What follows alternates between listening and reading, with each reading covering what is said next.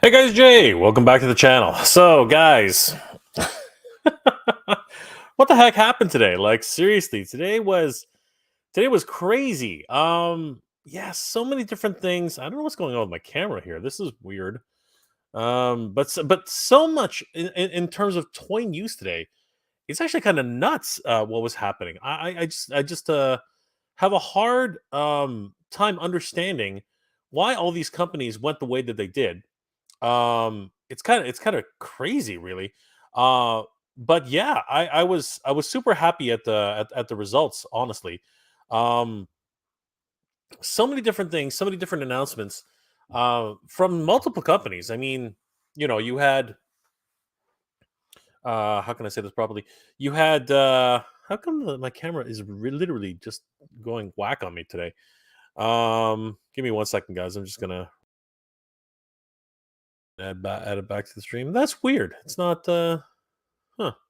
That is a weird thing. I don't know why it's doing that. But yeah, between Hasbro, and their shenanigans, if you want to call it that, for the for their Yojo June. I mean that in and of itself was absolutely ridiculous. And then you also have Mattel doing their thing. It's pretty crazy how things ended up today, and I got to tell you, I was actually shocked at all of the new announcements, and then Mondo with Master Universe as well doing their thing. It was really absolutely crazy. I'm just kind of you know beside myself in terms of how these things ended up playing out. Um, but yeah, just so many different things to talk about, and I wanted to get here. I wanted to get on here and actually just talk about it a little bit more because I've been posting all day, like quite literally. It seems like I was posting and posting and posting and posting, and I figure, you know what, I might as well just get on here and talk with you guys directly.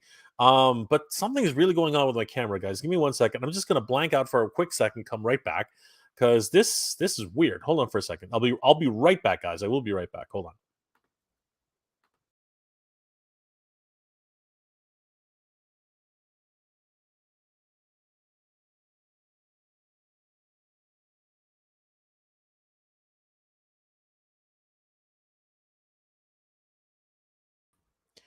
There we go. That is so much better. I have no idea what the heck just happened. That is just so strange.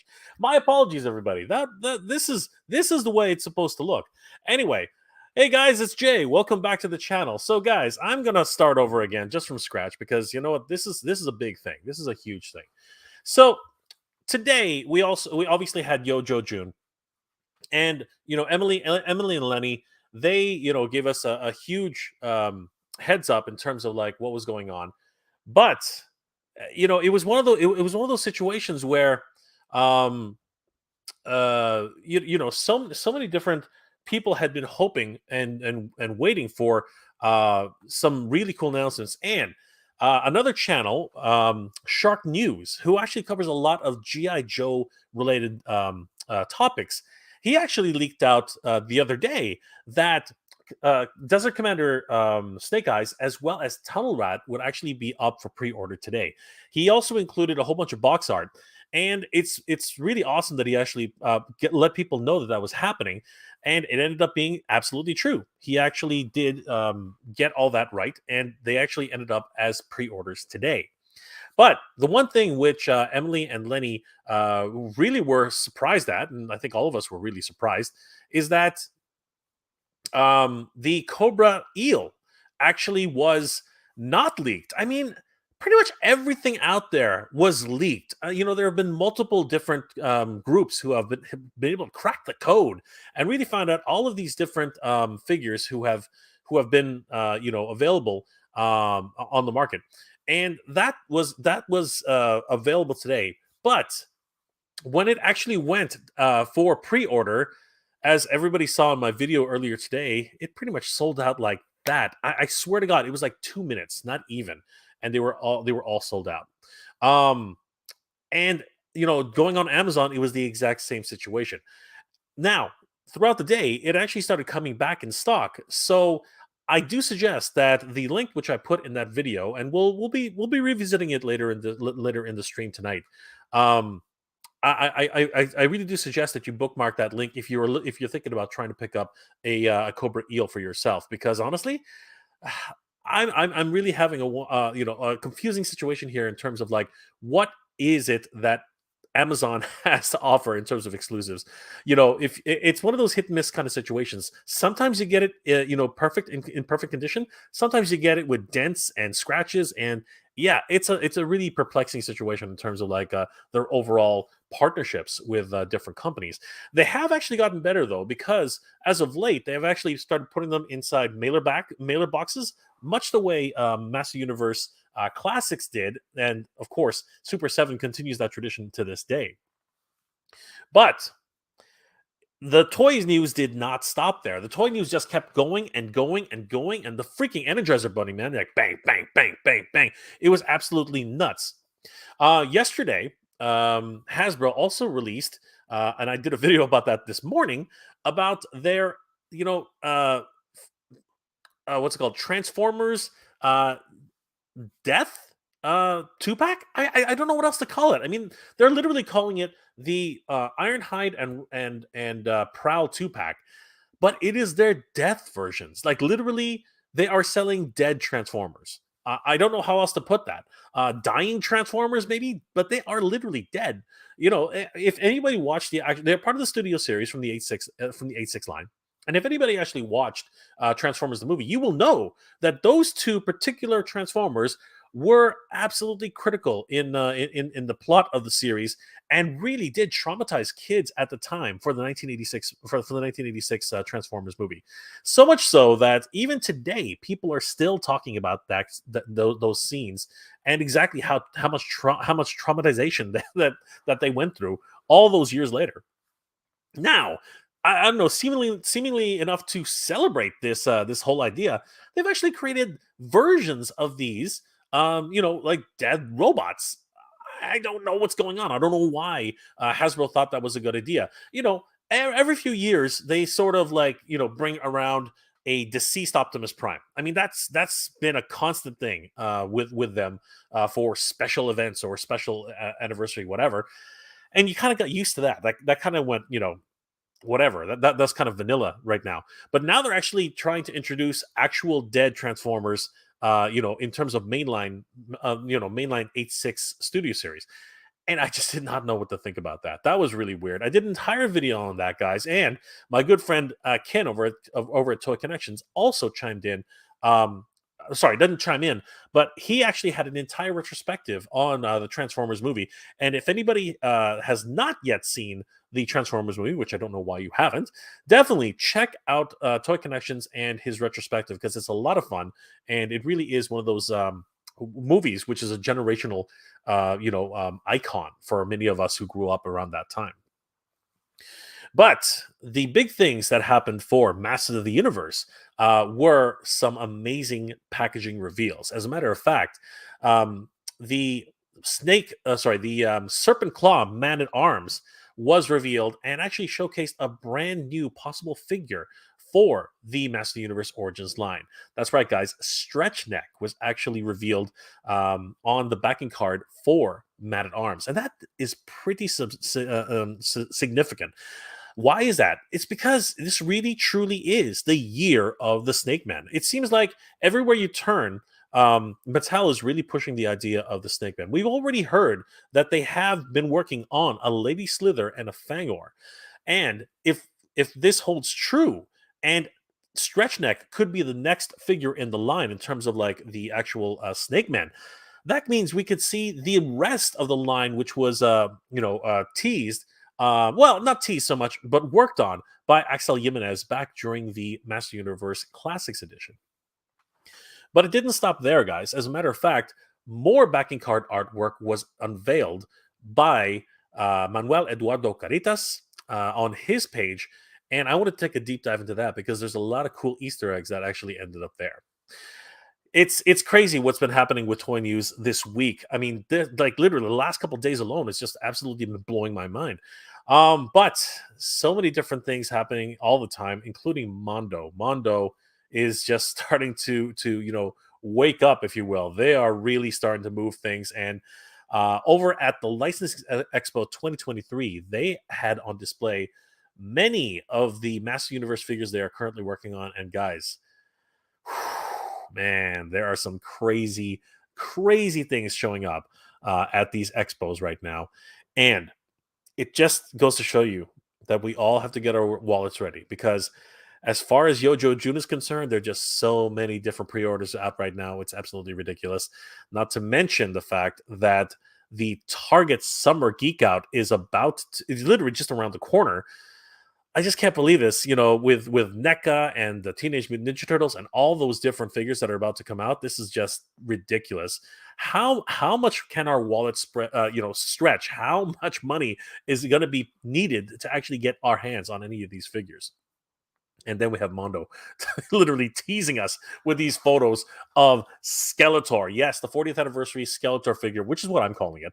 Deluxe Skeletor has been teased twice now. And over at the Licensing Expo, they did actually showcase, or at least have it on display. And I wanted to go through some of those images with you guys, because this is crazy. This is absolutely nuts. And I'm excited, but I'm absolutely frightened at the same time about how much this is going to cost. This is going to be one really expensive summer, guys, and I hope you guys are ready. Thanks again for sticking around, guys, because again, I'm having technical difficulties as usual with my camera, with starting, but definitely thank you guys for sticking around. I really do appreciate it. Guys, let me say hi to everybody who's in the chat right now.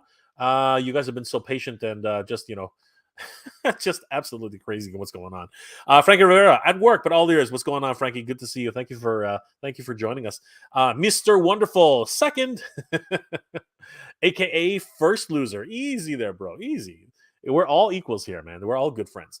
Jerry Borchard, Skelly. Yes, Skelly. 80s kid from the 90s. Yo Joe. That's a neat trick. You're gonna have to tell me how that works. Big Rib, what's going on, my friend? How you doing tonight? 80s kid from the 90s. I'm getting the Dragonfly. I will find a way, yo Joe. And now it's going to be even better, because you were guaranteed at least. Well, you're guaranteed at least one figure, and now there are two figures which are in the running. So actually guaranteed. Yes, two figures are actually guaranteed. This is so much fun. Jason Rogos. Did you know that the Master of the Universe float at Macy's Thanksgiving Parade? I did not know that. Are they actually going to have one? Sweet. It's like being back in the 80s again. Randall Gazig, you and Dole at the same time. Why are you guys doing this to me? Jay, Mondo Beast Man. Wow. Yes. Wow. Just nuts. Night one. Meg J on a Tuesday. Tuesday? It's Wednesday, brother. It's a Tuesday. It's Wednesday, brother. It's Wednesday, as far as I know. 80s kid from the 90s. It's more fun collecting GI Joe than it is collecting Star Wars. Yes. Well, right now, anyway. There are some really good releases which I want, but yeah, I know exactly what you're saying. Jerry, hey Jay, do you know Mattel filed a trade for Granamir? Yes, I did. Thanks to what's it called? Planet Eternia. Is it Planet Eternia? I can't remember. Eternia. Hold on. Is it Planet Eternia? I can't remember anymore. Hold on. It's God. Yeah, I did hear about that. I think it was Planet Eternia, or it was Toy Habits. It was one of those one of those great groups of toy tubers. Guys, definitely check out both of those channels. They are wonderful. And yes, Granamir was actually put up for a trademark. So I am hoping, like the rest of us, that Granamir will actually be in the next line of either Master Universe Origin figures or possibly the Masterverse figures, which would be great. That would be awesome. Granamir is one of my I missed out on him for classics. I missed out on a lot of things for classics. It's crazy. Renegade Zig, Haslab has reached the 13,000 backer mark. Yes, they have. We are guaranteed to be getting ripcords. So this is going to be a lot of fun. Yo, Josie, what's going on, brother? Yo, Joe. 13K. Yes, we have reached the mark.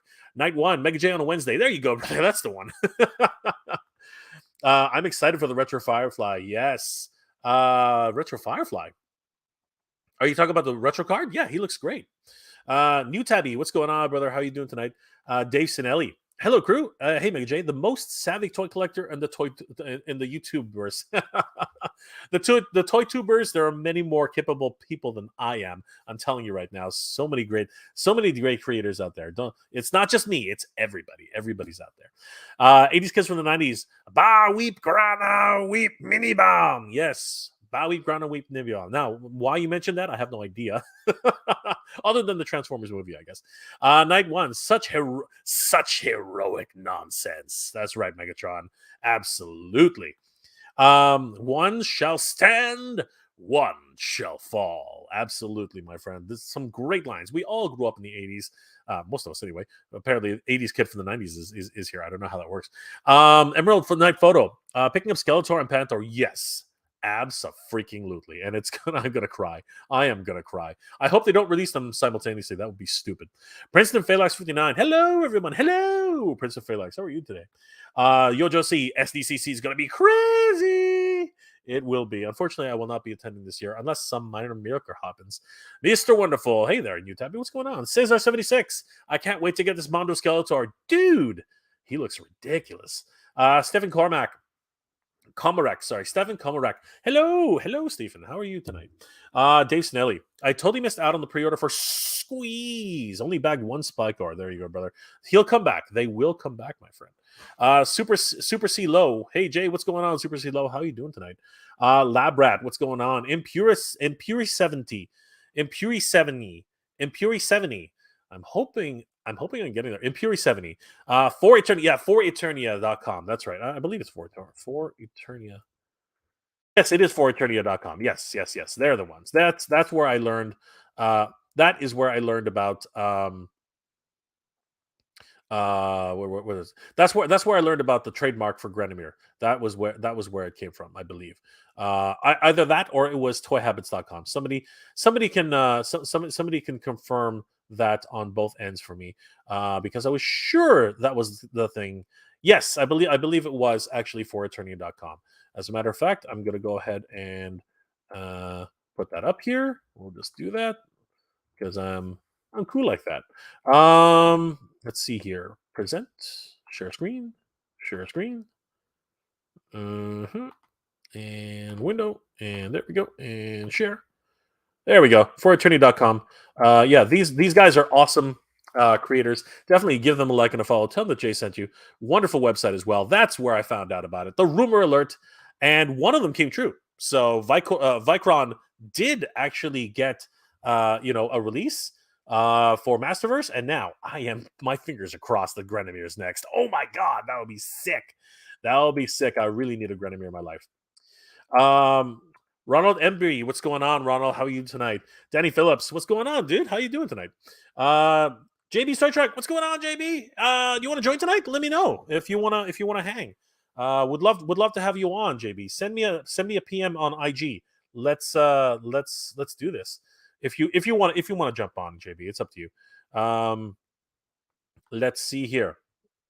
What is this? Ooh, that's interesting. Yes, okay. I'm just looking for the link. Where is the link? There it is. I found it. Okay. So let's see here. 80s kid from the 90s. I was born in 96 and grew up with the 80s stuff. There you go, brother. That is the miracle. That is born in 96 and grew up in the 80s. Beautiful. Danny, I'm gonna go for the Skelly and waiting on the Tila. Where is she? Oh, I can't wait to see what Tila looks like. She's gonna be freaking awesome. That's gonna be amazing. Dave Sanelli, hope Granomir is released in both color schemes. I would definitely be okay with the green, but I'd rather have the red. I'm not gonna lie. Skawaz collection. Motu is dead in Brazil. Oh man, I'm sorry to hear that, dude. That sucks. That really sucks. Hopefully you can get them imported somehow cheaply. Renda Gazig, any idea what the next Transformers Haslab might be? I would like a Power Master Optimus Prime / Ginrai to match Victory Saber and Deathsaurus. You never know. You might be right. It sounds like a good combination right there. Cesar 76. It's gonna be a hot summer tonight. Yes, it's gonna be freaking boiling inside my pocket. My pocket's gonna melt away. That seems to be the big thing. 80s kid of the 90s. Who's your favorite bot? Ultra Magnus. I know a lot of people. That's not a lot of people's favorites, but I love Ultra Magnus. I think he's amazing. He is a soldier first, not necessarily a born leader, but he is a soldier, and he's not worthy. But you know what? He can carry that mantle for a time, and he did. Mantenio, are you really live? I'm really live. I mean, like, you know, I'm always alive. We're right here, my friend. Labrat, is he going to be for Origins or Masterverse? That is a good question. I'm hoping both. I'm hoping both. I really would like to have Granamir in both terms. JTYW27, Hot Rod or Smokescreen? Smokescreen. I had Smokescreen as a kid. Hot Rod, never had him. Never had him as a kid, so it's definitely going to be Smokescreen. So guys, lots of things happening today. So many things which are just it's literally blowing my mind. But the first and foremost, let's take a look at what actually happened for the backing card situation for Wave 14. This was an interesting situation all over the place. First of all, our good friends over at Toy Habits actually were the ones to break the code and figured out where the packaging design was for all of the Wave 14 figures. And soon thereafter, we found out that Manuel Eduardo Caritas actually ended up posting some of those figures and backing cards himself. And this was very, very exciting. Man at Arms actually ended up showcasing the fact that, as I said earlier, what's it called? Stretch Neck. Stretch Neck is a possible figure for future releases. And then today, Snake Man Infiltrator packaging was released and showcased a very, very interesting backing card. This, of course, wonderful packaging, of course, with the Snake Man heraldry at the top, the Master Universe, exploding rocks. I gotta love it. Snake Man Infiltrator, slithering spy disguise. He is your basic repaint of a and not much of a repaint, to be perfectly honest with you. He is your basic repaint of a Palace Guard. As nice as that is, again, I will admit it. It's not much of a repaint, to be perfectly honest with you. But he does look good. But the most interesting part about this release is this backing card. Passing as an Eternian Guard, the Snake Man Infiltrators silently sneak around to take out our heroes. And we can see the two Snake Infiltrators here disguised as Palace Guards. But clear cuts, if you're clever enough, you can really tell that their skin is a bit more greenish in complexion. And of course, one of them is carrying a snake staff. They are heading towards the Palace of Eternos. Wow. Candel Studios, Mikael Candel, made a wonderful, what's it called? A custom Eternos Palace. But wouldn't it just be glorious if we actually got ourselves an actual Palace of Eternos? That would just be freaking incredible. But there's a huge Easter egg in here, which a lot of people are talking about right now. I wanted to take a touch on that. If we take a closer look at the packaging design itself and this wonderful illustration by Axel Jimenez, FH, and of course art direction by Manuel Eduardo Caritas. This is just gorgeous. I mean, like the illustrations, the colors, everything about it. Eternos just gleaming in the moonlight, man, or the sunset. Sorry, it's hard to tell with Eternia. So many different planetary objects in the background. My God. Seriously, this is just straight out of 2000X, and it's just glorious. Going down further, we can see Man at Arms with his serpent claw armor, ready to defend the Palace of Eternos. But there's somebody behind him. There's somebody in the background following him closely, more like he's escorting this individual. But she is also armed for combat. Guys, what the heck?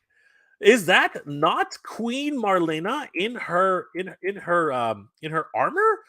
Holy crap, everybody. That is just ridiculous. Again, it's one of these things where if everything holds true, Most of these backing cards have been clear cut, signals, little tiny Easter eggs that have eventually come true. And you know what? We're batting 1,000. Well, not exactly 1,000, but so many different characters have been teased. But I am really looking forward to getting some sort of Queen Marlena in the Master Universe Origins line. I mean, there have been two versions of Randor right now. We've already seen that two versions of Randor. We have Burger King Randor, and we have 2000X Randor, and now we're seeing armor clad 2000X, Queen Marlena, and that's actually really cool. I would love to have another Warrior Queen join the ranks. I think that would be awesome. As you guys know, in chess, the Queen can move anywhere she wants and kill anyone she wants. It's absolutely crazy. So, wow, just nuts that Queen Marlena actually showed up on the backing card as an early indicator as to what else might be in store for us for Master Universe Origins. Just crazy. 80s kid from the 90s. Mine is Cliff Jumper, Jazz, or Mirage. Nice. That's quite a few figures you got there. Montana. Oh, wow. You're live now. I normally miss your lives. Well, I'm right here, brother. We are here now. We're doing this live. Super C Low. Did Mondo release images of Skeletor? Yes. No, Mondo didn't do it proper, but they did display some at a convention, the Licensing Expo. And we're going to take a close look at some of those right now. Well, after I answer some more questions, but stick around, Super C Low. Dave Sanelli, bet it grinds Jay's gears when he can't find the droids he's looking for. These are not the droids you're looking for. Well, it doesn't really grind my gears, but not finding the figures I'm looking for, that totally grinds my gears. Absolutely. Montana, not ugly Tila. No, there's not going to be an ugly Tila. There is no ugly Tila. Montana, they make her look so ugly in that picture. That's not Tila. that is not Tila. That is Queen Marlena. But if you're talking about the Mondo pictures, yeah, that's going to be interesting. We shall see how she looks. But if She-Ra is any indication, I think Tila is going to look gorgeous. Brian Thorne, seeing Rise of the Beast movie has a very interesting post-credit scene. You know what? It's been pretty much spoiled for me completely because somebody sent it to me. Nova, I'm gonna get you, my friend. Sorry, I had to sneeze that out somewhere. God damn it, Nova. Anyway, yes, I do know it. I'm not gonna spoil it for anybody else, and don't anybody else spoil it. Don't you do it? Don't you dare! Don't you dare! 80s kid from the 90s. I'm so excited for that sequel. It was just announced. Woohoo! 2000X Marlene. Yes, that's right. Marlena has been teased anyway. Teased. 80s kid of the 90s. What are your thoughts on Revelation? I love Revelation. Revelation is amazing, and I'm really looking forward to the final season. It's only going to be about 4 episodes or so, but I am super excited. I really want to see what happens in season 2. Montana totally needs some army, dude. Hasbro and everybody else are building armies like crazy now. It's absolutely crazy. I think they figured out that cheap repaints, army builders, are something you should actually do. Crazy. 80s kids from the 90s. I still think He-Man 2000 is a great cartoon. And you know what? And you can watch it right now. Every single episode on Mattel Action on YouTube. Definitely check it out, everybody. Night 1. Cool pick of the Snake Infiltrator sneaking up on Man-at-Arms. Absolutely, my friend. Not just Man-at-Arms, but of course, the Queen herself. Representing Toy Habits. Muscle Man 2. What up, Jay? It's Harvey. The Mondo Skeletor is looking awesome. Love the detail on him. He's going to look really good next to He-Man. Looking forward to pre-ordering him. Absolutely, Muscle Man 2. Harvey, good to see you, my friend. Thanks for joining us tonight. Montana, Eternia has 3 sons. Oh, that's, you know what? Shouldn't that planet just be burning from the outside in like crazy? 80s kids from the 90s. Is this from Origins? Yes, this is the Origins packaging design. Danny Phillips, yes, Origins. Montana, not quite Queen Marlena. I think this is the girl from New Adventures. No, I believe this is Queen Marlena. She's got the tiara, which signifies that she is the queen of the realm. And as a matter of fact, let's just go ahead and double check this. If we head to toyhabits.com, they did an entire article on this tease, and we're just going to go ahead and double check so that because they actually did have a freeze frame. So guys, definitely head over to toyhabits.com, give them a like and a follow, tell them that Jay sent you. So heading over here, we can actually scroll down, and right here where we do discover that it is Queen Marlena, they actually did go ahead and put in a freeze frame, I believe, if I'm not mistaken. from 2000X. I could be wrong, but let's just double check. I thought that they did. There she is. And there she is. There is Queen Marlena in her armored gear. So that is Queen Marlena from the 2000X series. Remember, she was actually from Earth in the Filmation series, and she was an expert pilot. So yeah, guys, this is a wonderful nod to uh, the way she looked in 2000X, and I'm very very excited at what the possibilities are with this particular character. She looks absolutely amazing here, and it's pretty much spot on Queen Marlena for sure. She looks absolutely stunning and really exceptional in terms of her overall design. They pretty much carried over the entire look. The only thing is that it doesn't have those little notches on the shoulder pauldrons. I think that was a design choice. Here they had these really huge flared shoulders. It was kind of weird. And I'll say I think I rather prefer this more subdued version. It would be kind of weird to get all these weird cuts in the shoulders themselves. But yeah, wonderful to see Queen Marlena as a possible tease for a future Master Universe Origins or Masterverse release. I think that would be a lot of fun too. Um, Dave Sanelli. She has a tiara, most likely Queen Marlena, 100%. And just by this comparison alone, you can definitely tell. Danny Phillips, does anyone know where the art book is being released? That would be awesome. I have no idea. Hopefully soon. No, Montana, I'm pretty sure. I'm pretty dang sure now that it's Queen Marlena. Danny Phillips, is 2000X Marlena not Mara? Correct. Lab Rat. Maybe the palace will be crowded with a queen if sales are still strong. Maybe the palace will be a crowd fund. No, I don't think so. I doubt that. Why would you crowdfund just one character? That just doesn't seem to make sense. She should be included with some palace, or an actual palace or a playset if that's actually the case. Yes, she is in the 2000X tomb. What exactly? Okay, Jay. Yep. All right, brother. Let's get you in here. All right. So Fran Captain America. What's going on, Fran? How you doing tonight? Danny Phillips. Jay, Friday, Mondo are releasing further details on Skeletor. Yes, we're going to take a look at that very, very soon. JB is going to be joining us very soon, too. It's going to be awesome hanging out with JB. 80s toy kits from the 90s. Don't have any of those bots, just Ironhide. Those are just my favorites in general. Got you. Alpha Trion 92. I'm watching this in the year 2075. It's not live, but it used to be. Easy there, Alpha Trion. Good one. I see what you did there. Danny Phillips. Yes, Jay, she will be gorgeous. She-Ra's the most beautiful action figure I have, and she's like a statue. She is beautiful. She's standing right over there, and you're making her jealous, brother. You're making her jealous. Super CeeLo. Queen Marlena is a long overdue. Yes, Queen Marlena is well overdue. Cesar 76. Revelation is sick. For those who don't get it, just don't get it. I hear you. I'm with you, Cesar 76. I'm with you. Dave Sanelli. If they make a new live action MOTU movie, the Sorceress should be played by Liv Tyler. Okay. Yeah. Yeah, actually, you know what? She's getting up there now, right? I suppose it would work. Negative Sight. I'm sorry, I'm late. I'm just done training. What did I miss? You didn't miss anything, Negative Sight. You were just on time. Danny Phillips.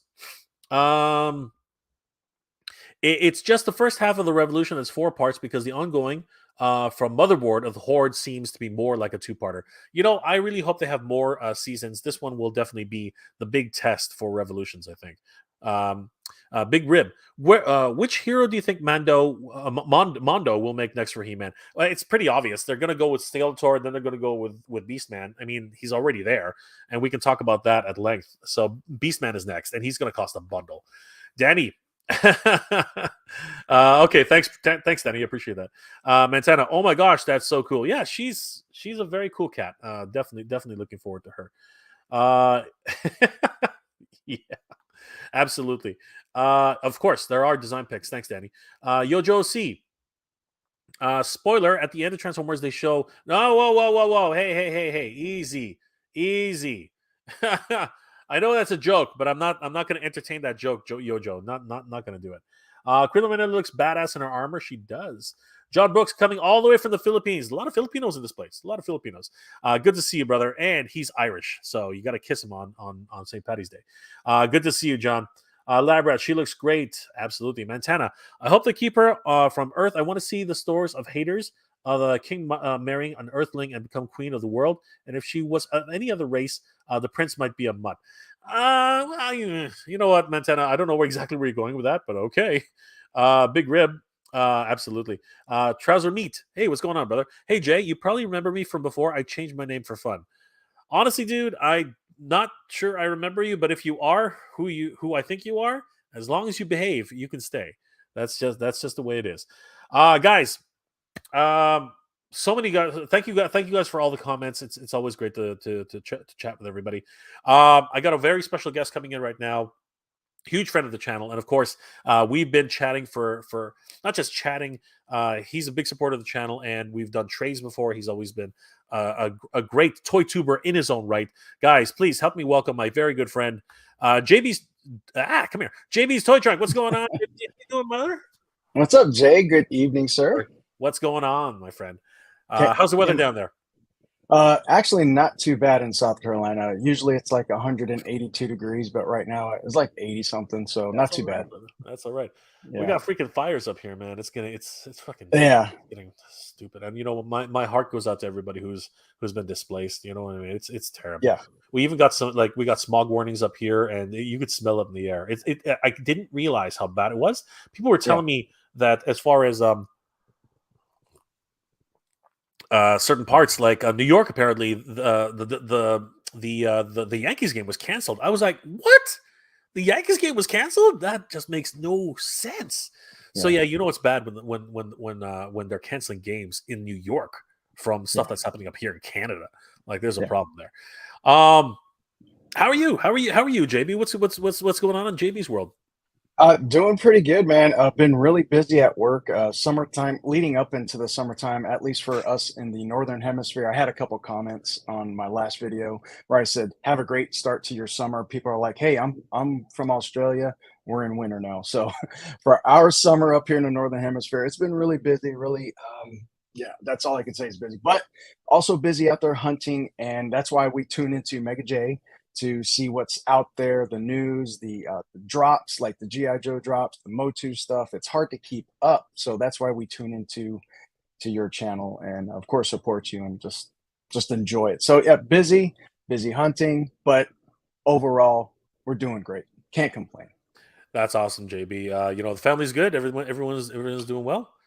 Yeah, family's good. Mom was up here a couple weeks ago. We did a couple hunts. My oldest came in. He took some leave, and we were doing some hunts. So you know how it is. Whenever we get that small opportunity, especially when they get older, to get together.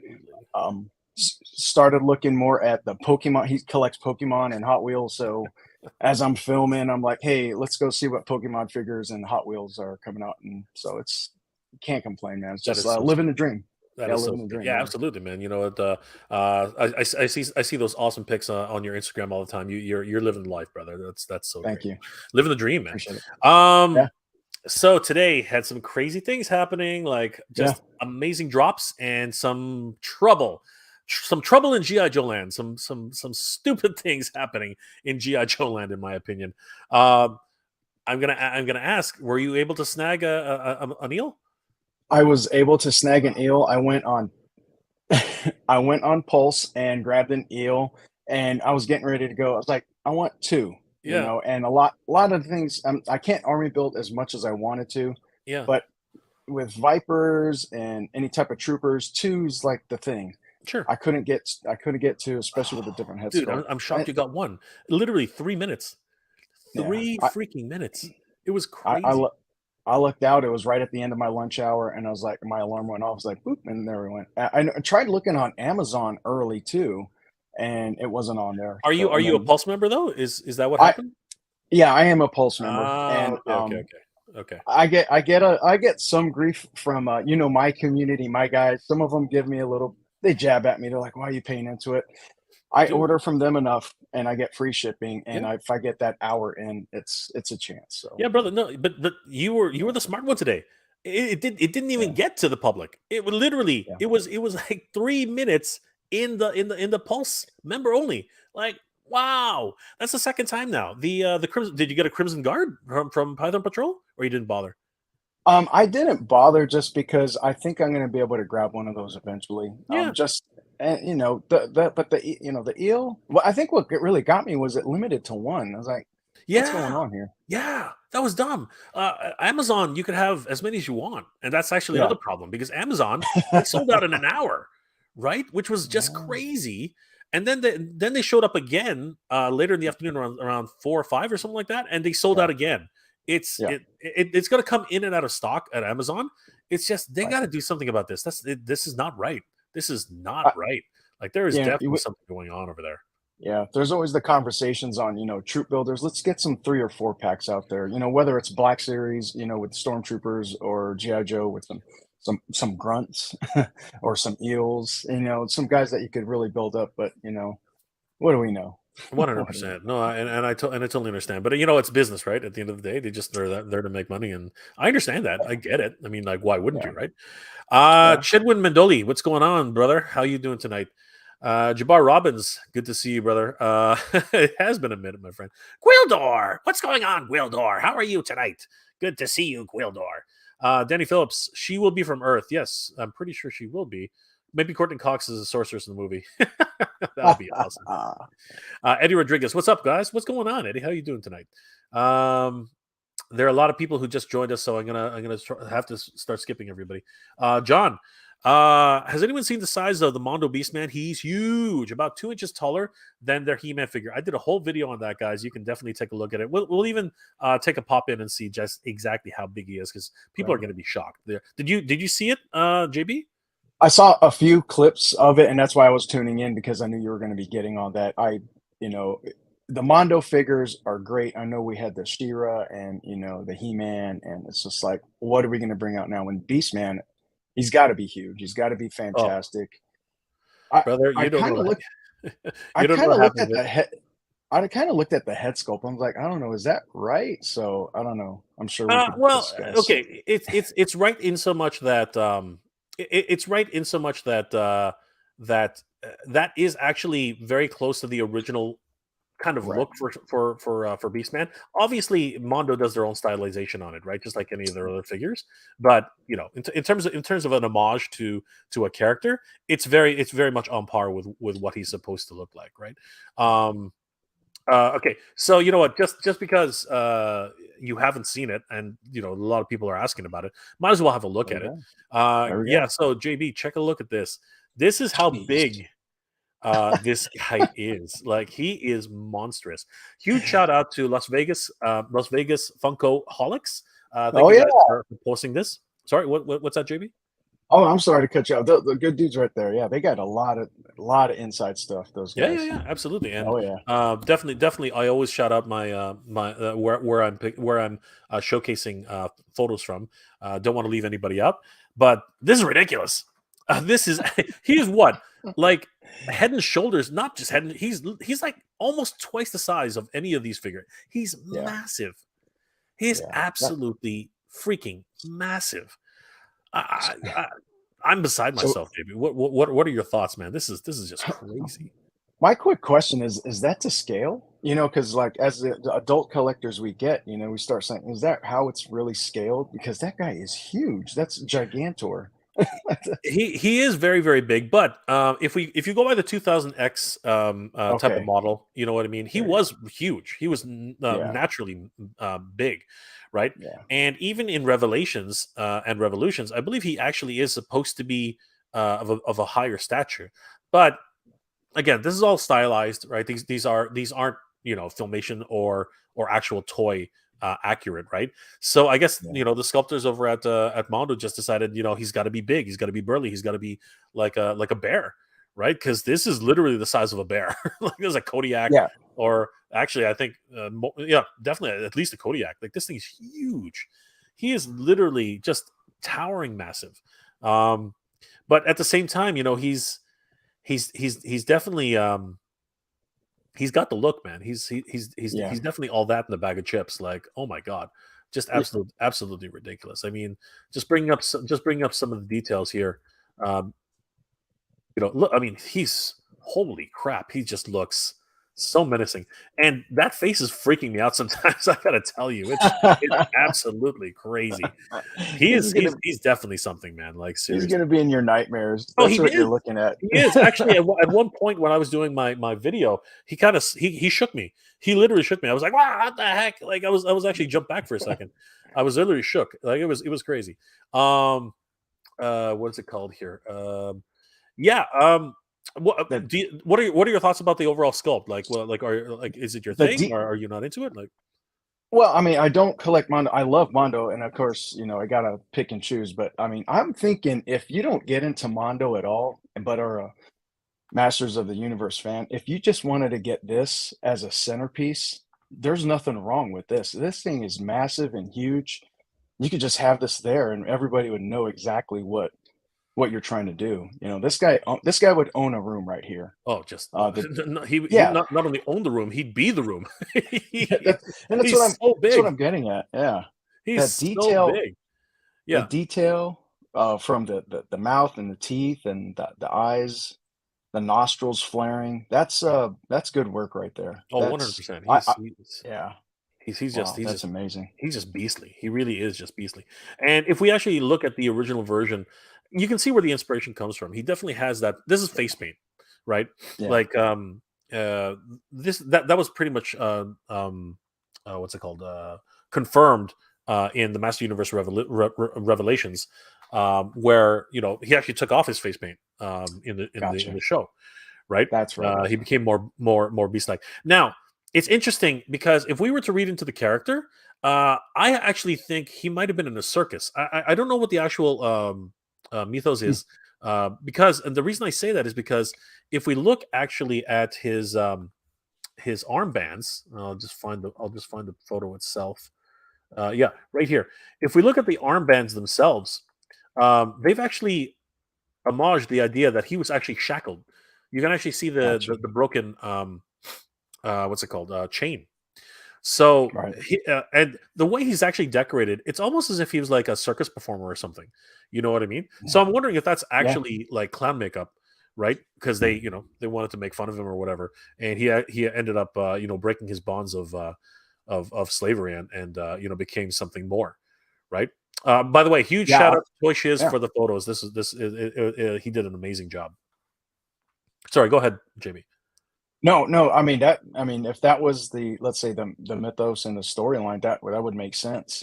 The whole time, growing up as kids, we get the figures, we look at it, and we don't put that much thought into it. I know I didn't. I see Beastman grabbing them, doesn't think of face paint or anything like that. But as we get older and we start looking more into the roots of, let's say, Beastman, that's an interesting take. It really is, because you're right. When you see the shackles on the arms, the that face paint, whether it's tribal or, like how you said, part of a circus, it could go either way, but it looks amazing.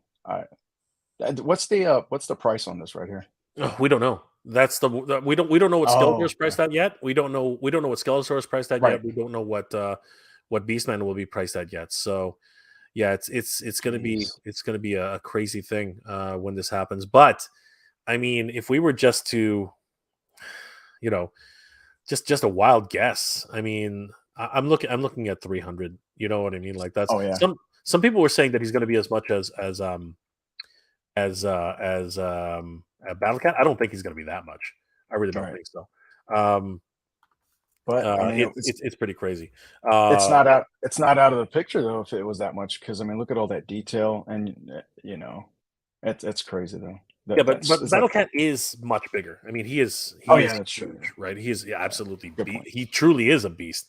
Um, I think they need to keep this under like closer to to 300, 325. I think that's probably the sweet spot for this guy. Yeah. Battle Cat was what? He was like I don't even 350, 400. How much was Battle I don't Cat? even I I, don't even remember. yeah, I know. I'll just double check Mondo Battle Cat price. Let me just double check what he was actually listed at. No, he was $500. Okay. Yeah. So keeping this guy at 350, maybe 325. I think that would fly because, Yeah, as you can see here, Battlecat was set at 499. I paid 4. U.S. I paid 4. U, U I know. U.S. U.S. I know. U.S. I just literally think about like, where was I? I was at the lunch. What the hell? I paid $500 for Battlecat. Jesus. Oh my god. That's Oh yeah, amazing. that's what happened. Yeah, there it is. There's the truth. That's actually what happened. Oh, that's that. that's what really happened. Hey, do what you got to It was do. 4 interest-free payments. That's what really happened. And I'm pretty sure I deferred at least one of those because there was no way I was dropping 5 bones on that in one shot. That was absolutely that's impossible. that's tough to do. Absolutely freaking possible. Um, yeah. Alongside with Beastman, though, JB, did you see what was really crazy about today? Uh, Pictures started circulating around the net about. Funny fact about these, just so everybody knows, these were actually taken at the Licensing Expo, I think in Los Angeles. I'm not 100% sure exactly where. And that's where these photos were taken. Funko had a booth there, and they just happened to bring Mondo's stock as well for display.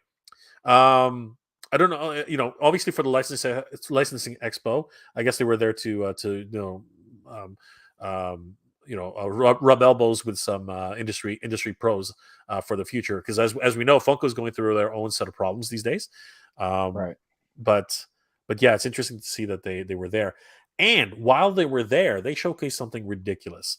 I don't know if you've seen these yet, JB, but thanks to Roy Clote, a good friend of the channel, he let me Mhm. know that photos of Beastman and Skeletor had started showing up, and uh, these photos, by the way, just want to shout out one more time, came from Toy Shiz. So huge shout out to Toy Shiz for these wonderful photos. Thank you, Toy Shiz. Amazing work. And over at Toy News International, there's an ad running. Um, uh, Jay and Toy Newman let us know that Action Figure Insider was the one who actually posted these photos of Skeletor. So heading over to Action Figure Insider, we can see here that there were Wow. multiple photos posted of the Mondo figures at the Funko booth. And this is just ridiculous. Actually, I do believe it was Funko. Now that I think about it, the Funko booth actually posted these photos. And JB, this is ridiculous. 40th anniversary Skeletor was featured there on top of Panther. Have you seen these images yet, JB? Like what are your impressions No. of this? Wow. That is amazing. This is the first time I've seen it. It's just, oh my gosh, that's tremendous. Now, is it gonna have like the real fur little logo like our boxes have for the recent? I think didn't we trade for a Panther, Jay, 2 years ago? Did You know we? the Maybe. origins. Maybe we did. Uh, Panther himself is not fur. Obviously, he's all just like I know. I was just, I don't know but if they'll make a flocked version. Maybe they will. no, But I think they'll have to get over this hurdle first before they try something else. that looks But yeah, amazing. he's That looks absolutely amazing. incredible. That's But yeah, vicious. the big one to for everyone to look at today is definitely going to be Skeletor. Like they've Skeletor. released the Yeah. Skeletor in the past for Mondo, but he just wasn't Skeletor. You know what I mean? Yeah. He definitely had the look, but there was something about the face that just wasn't working for a lot of people. It was too elongated. I don't know. It was, Yeah. have you seen this version, JB? I think I have, but it's been a while, and but I see what you're saying about the face kind of being elongated. Yeah, Just he yeah, just looked doesn't a bit too out there, a bit too stylized for yeah. Skeletor, and I think that's something that really, like, the rest of him doesn't look that bad. You know what I mean? Like, I could totally dig this as Skeletor 100%. But for this is really kind of the deal breaker for me. He looks not goofy, but he doesn't look right. He does not Yeah. look like Skeletor to me. There's something off about this version of It Skeletor. Um, it there's just it something I, doesn't I don't know. I don't know how to describe it. What I are, go ahead. I'm sorry. I think it just doesn't match. You know, like if Yeah, you had that head sculpt on a different body or a different style figure, and then of course the body itself looks pretty good, but that it just doesn't match. That head sculpt's not matching. yeah, You know, and I something totally about it. agree. I totally agree with you 100%. I mean, they tried this, but I don't think it worked either. I mean, it was it's kind of, I get a chuckle out of it, but I think that's as far as it goes, right? Not even But yeah, close. but with this one here, JB, that I Yeah. think that's definitely there. I don't know about you. What are your thoughts on this? Like, first of all, the armor set is right. The cowl is Mhm. right. The havoc Yeah. stuff is right. You know what I mean? Everything about this is looking great. And then the head sculpt, it just literally chef's kiss for me. What were your It thoughts? What do you think about looking at this guy in particular? I agree. The skull or his face sculpt, it's a lot more sinister looking. You know, when you look at the eyebrows or his like eyes where it would be the eye sockets, it looks. I think that was the big difference between that and the other head sculpt. That one's Skeletor. Yeah, look, that one he's surprised, like, hey, people are looking at me. You know, and then You know, I think you're right. yeah, you know, and it's like more of a surprise Skeletor, which I'm not going to put into my room. No, you Yeah, want a Skeletor absolutely. that's going to command command, and that's what he does. Yeah. He wants to rule, and Skeletor that's is the sculpt frightening, right there. right? Skeletor is Yeah. frightening, and I think this is the Skeletor. There's just something like this guy looks like a balding old man. You know what I mean? Like it's just, there's something about it. Hey. No, Yeah, no, yeah. no, you're not old. You're not old, JB. What are you talking about? You're not old. What are you talking Oh, stop, stop. But yeah, it doesn't it yeah, it doesn't have that sinisterness to it, you know, Yeah, the but evil. whereas this one's got that. It's got that gravitas. You know, it's got that. It's got that. Yeah. That gravity towards it. You know what I mean? And I love the more traditional straps, the strap set that he's got here. You know, it's got all Yeah, the bone heraldry, all the skulls that are across the tassels. You know what I mean? right. That wonderful bat motif that's on the front. They've carried over the bone cross from this one, kind of, but it's Mhm. it's more stylized now. See how this was just a simple bone cross? This one looks Yeah. really much more stylistic. I really love the wash they put on this. It's just everything's coming together with this particular figure. I think he's looking amazing. Yeah, the detail's amazing. Yeah, 100%. And looking on the other side of him, I mean, while he's riding on Panther, he looks menacing. You know what I mean? He has that Yeah. presence. He just looks absolutely incredible. That's pretty cool. Yeah. Um, Yeah, I can't. I want to, but I can't. It's just there's a Payment plans, brother. Payment plans. yeah, 124 for I know, 124. right? I'm not trying to enable you. I'm not. I'm not. I am actually. Ah. I am actually. But yeah, look at the wonderful detail here in the armor set. I mean, you can really see those tiny little skull patterns that are on the tassels. Um, on his gauntlets, he's got those wonderful crystals, which is a wonderful nod to the movie. He's got that great belt, and if you look carefully down here, even his shin pads, they actually have that bat motif, which is carried over from the top of his From the top. from the top of his straps there. Just absolutely gorgeous. And it's interesting to note that he actually has five toes, which is something that was actually different, which 100% differentiates from this version of Skeletor, which only had three toes. So yeah, Interesting. very very interesting. To see all those little nods to the character and the history of Skeletor. Yeah. Yeah, I'm really excited about this guy, and I'm hoping that so Mondo actually did confirm today as well that this is a deluxe Skeletor because did I actually grab it? I think I did. Hold on. It's here somewhere. Because uh, today they posted another picture because this was the original picture they posted a few days ago, right, with the tease Yes. for this I figure. seen But that, yeah. Yeah. but earlier today, they posted this picture, and this does actually indicate to us that this is going to be a deluxe pack out because Skeletor here will be also including Dragon Blaster Skeletor armor set as well as the battle damage armor set for Skeletor. Oh, So wow. yeah, this is going to be a crazy set. That's So JB, you sure you don't want to put away a few extra dollars here to pick this guy up? I mean, like he's looking ridiculous. Look at that dragon, eh? I, Like, yeah, I'm waiting for the wife. She's in the other room watching. I'm waiting for her to put something in the comments.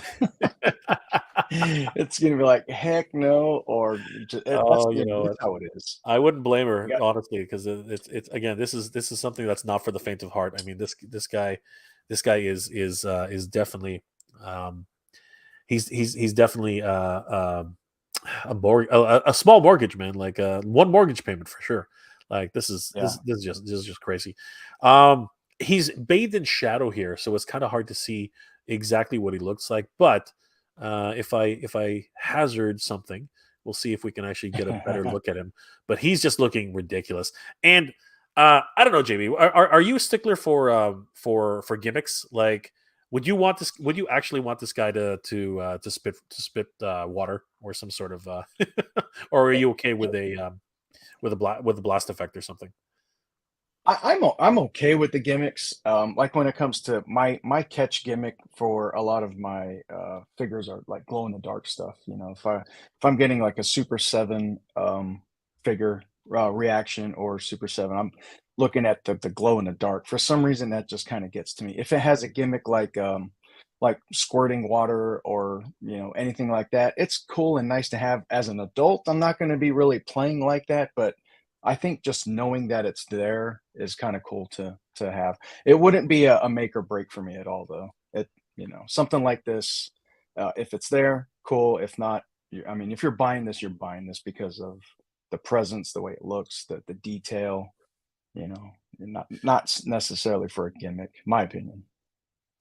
I do like gimmicks though. Like Yeah, just being myself, I yeah, do like gimmicks. But I totally get where you're yeah, going. There's more of a collector's item. It's not really something that yeah. was meant to actually have any childlike play features.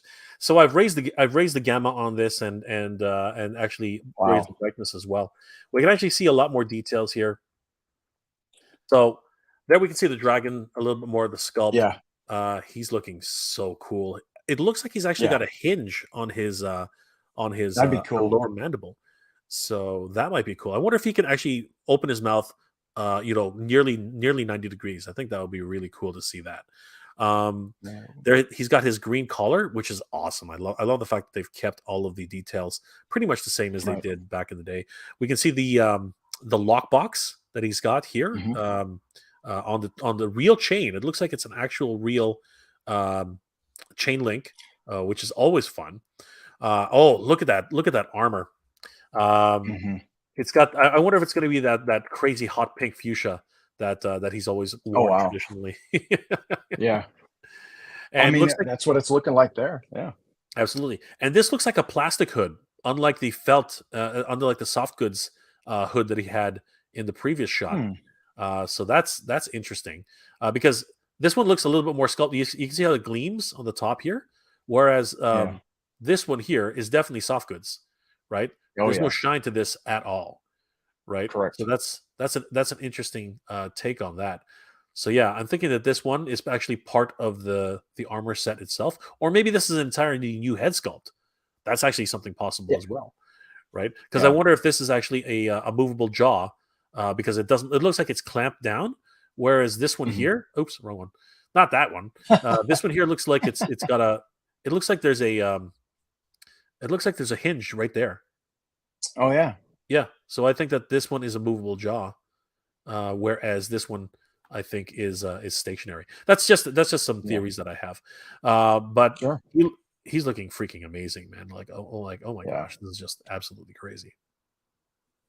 Yeah. That's the thing is, and I saw the wife she put in there. Absolutely not. And because because when we're looking at let's say collecting a new line, you have to have the checks and the balances, the plus and the Sure, minus. If you get the Skeletor, you have to have a He-Man. of And if you course, have to have a He-Man, you have to have the Battle Cat. And that's the way we think, that's the and that's the problem, reason why right? Yeah, we got the stuff behind us. Yeah. yeah, just those four characters alone. I mean, if Battlecat was 4.99, Panther's going to be 4.99, so that's going to Nope. be that's a grand right there. And these two are basically closer to almost $600 together. So you're looking at $1,600 just for the 4 Right. characters, right? That's not counting She-Ra. That's not counting Hordak. That's not counting Tila or Beastman. Beastman is going to be $300 easy, right? So yeah, Right. no, I totally get it. It's not going to be for everybody, but they just look absolutely gorgeous. You know what I mean? Like They, yeah, this is they just do. something They absolutely. out of a pipe dream, man. It's a pipe dream. Yeah, for some. Let's see if anybody hasn't said we haven't said hi to yet. JB, let's see if there's anybody here. Bloodsport 1. They put effort into the new Skeletor. The old one looked plain goofy. There you go. Exactly what you said, Yeah. JB. Pretty much verbatim what you said. 100%. Oh wow, I went too far down. Sideswipe. Hey Mega, what's going on, Sideswipe? How are you doing tonight? Anybody else? Uncarded review. Quildor. No, it's not Quildor. Exactly. Impure 70. I really love the fact Sculpt of Skeletor 2.0 kind of like the Mondo He-Man 2. The first Skelly didn't sit right, but as long as it can even get a base, not a deluxe, I will be extremely happy. And you know what? I think that's the key. Yeah. But the deluxe, if you can get a hold of it, is traditionally not that much more expensive. I think it's only like $30 or $40 more, right? So why wouldn't you go for the deluxe? But I hear what you're saying. You don't have the money right now. Maybe Big Bad Toy Store is a better option. They don't pay. You don't pay until they ship. There are people's situations are very, very much important to take a look at. Bloodsport 1. Eastman is a beast, dude. Eastman? Are we talking about Eastman and Laird? Or is he saying Beast Man? Oh. Yeah, elaborate for us, Bloodsport. That would be great. Firefly. I wish I could get into this line, but I'd be very way behind. And that's exactly what JB's saying. If JB had picked up each figure individually, it might have been possible. As it is right now, literally $1,600 just to get into the line. Just that is a hard one. Even if you were just to go for He-Man and Skeletor, you're looking at $600. You know what I mean? So it's rough after taxes and stuff. Night 1. Mondo Beast Man would take over the Evil Warriors. Absolutely, he's just huge. He's a one-man wrecking crew. Like, he's just absolutely ridiculous. Lar A, that Beast Man is like a row beast that can do battle against Voltron on a shot. You know what? That's true. That's actually true. Yeah, he probably is about as big as I'm gonna call it G1 Voltron. You know what I mean? Yeah. I think that would actually be quite the fight. 100%. Negative Sight. He looks like Bumble from Rudolph. Yeah, that's true actually. The face anyway. Absolutely. No. What do you think, JB? I think he's got something there. Yeah. That's a good. I mean, you could see a lot of inspiration from different places. Danny Phillips, he's a great looking figure, but space wise, how much more could one get? I don't know, brother. You know what? Some of us are willing to sacrifice a bit, but yeah, I see where you're coming from. Yeah, and Danny brings up a good point too. It's like, if you could afford it, can you fit it? And when you change your different scales, whether it's 6-inch or 3 3/4, then you go to like Hot Toys or Mondo size, then do you really have the room for it? So that's a good point right there, because you don't. With an item like that, I don't have to tell everybody in the stream right now. You have to display it. You can't just say, "Oh, I got this in the corner." You have to bust that thing out. It has to be right there, front and center. 100%. I mean, like, the box itself takes up will be huge anyway. So, Miguel Bayon. Hey, Miguel, all the way from Puerto Rico. Good to see you, my friend. How are you doing tonight? Good to see you. Let's see here. Country Gentleman. Great. Now I'm even more afraid of clowns. Imagine just imagine a clown like that coming after you in a circus. Oh no my way. God. I don't know if I can handle that. That would freak me up.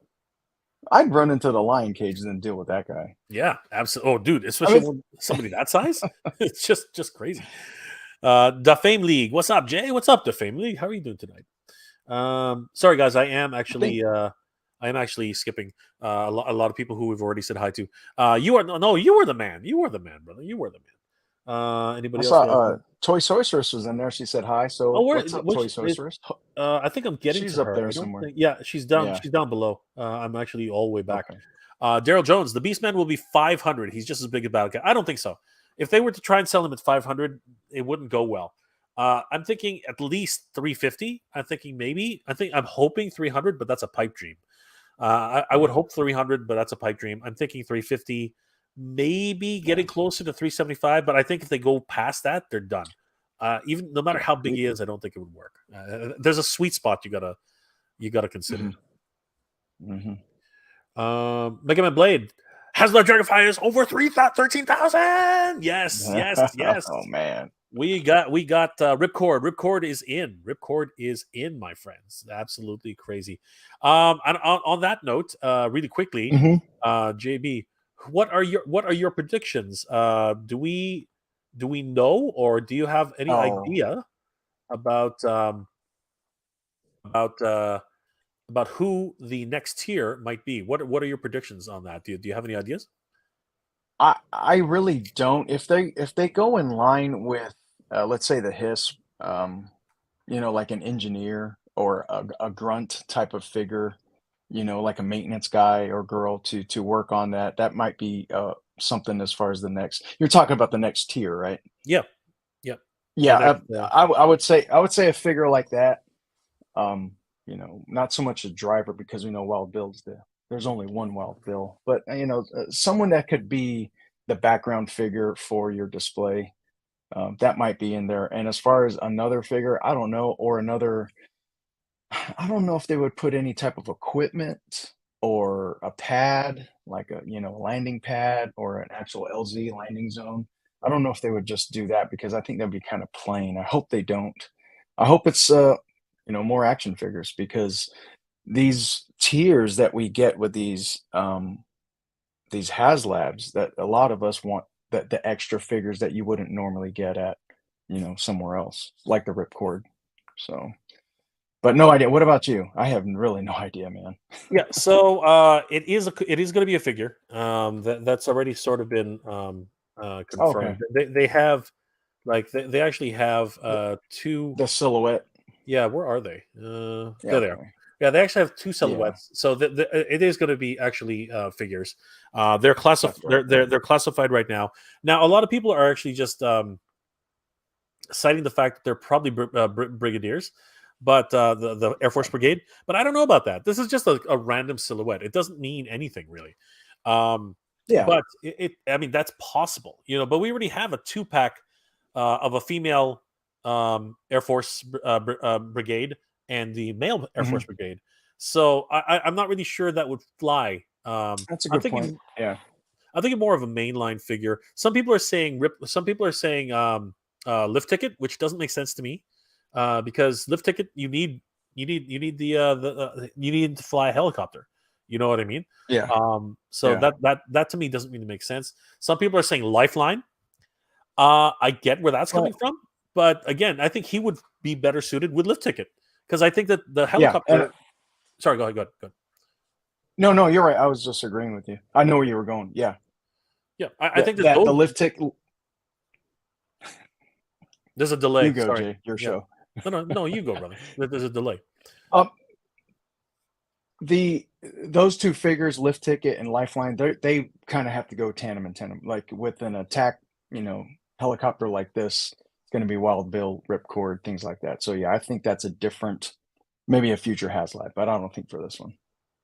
Yeah, definitely. And I think there were a few others. Somebody said General Hawk, and I was like, "What?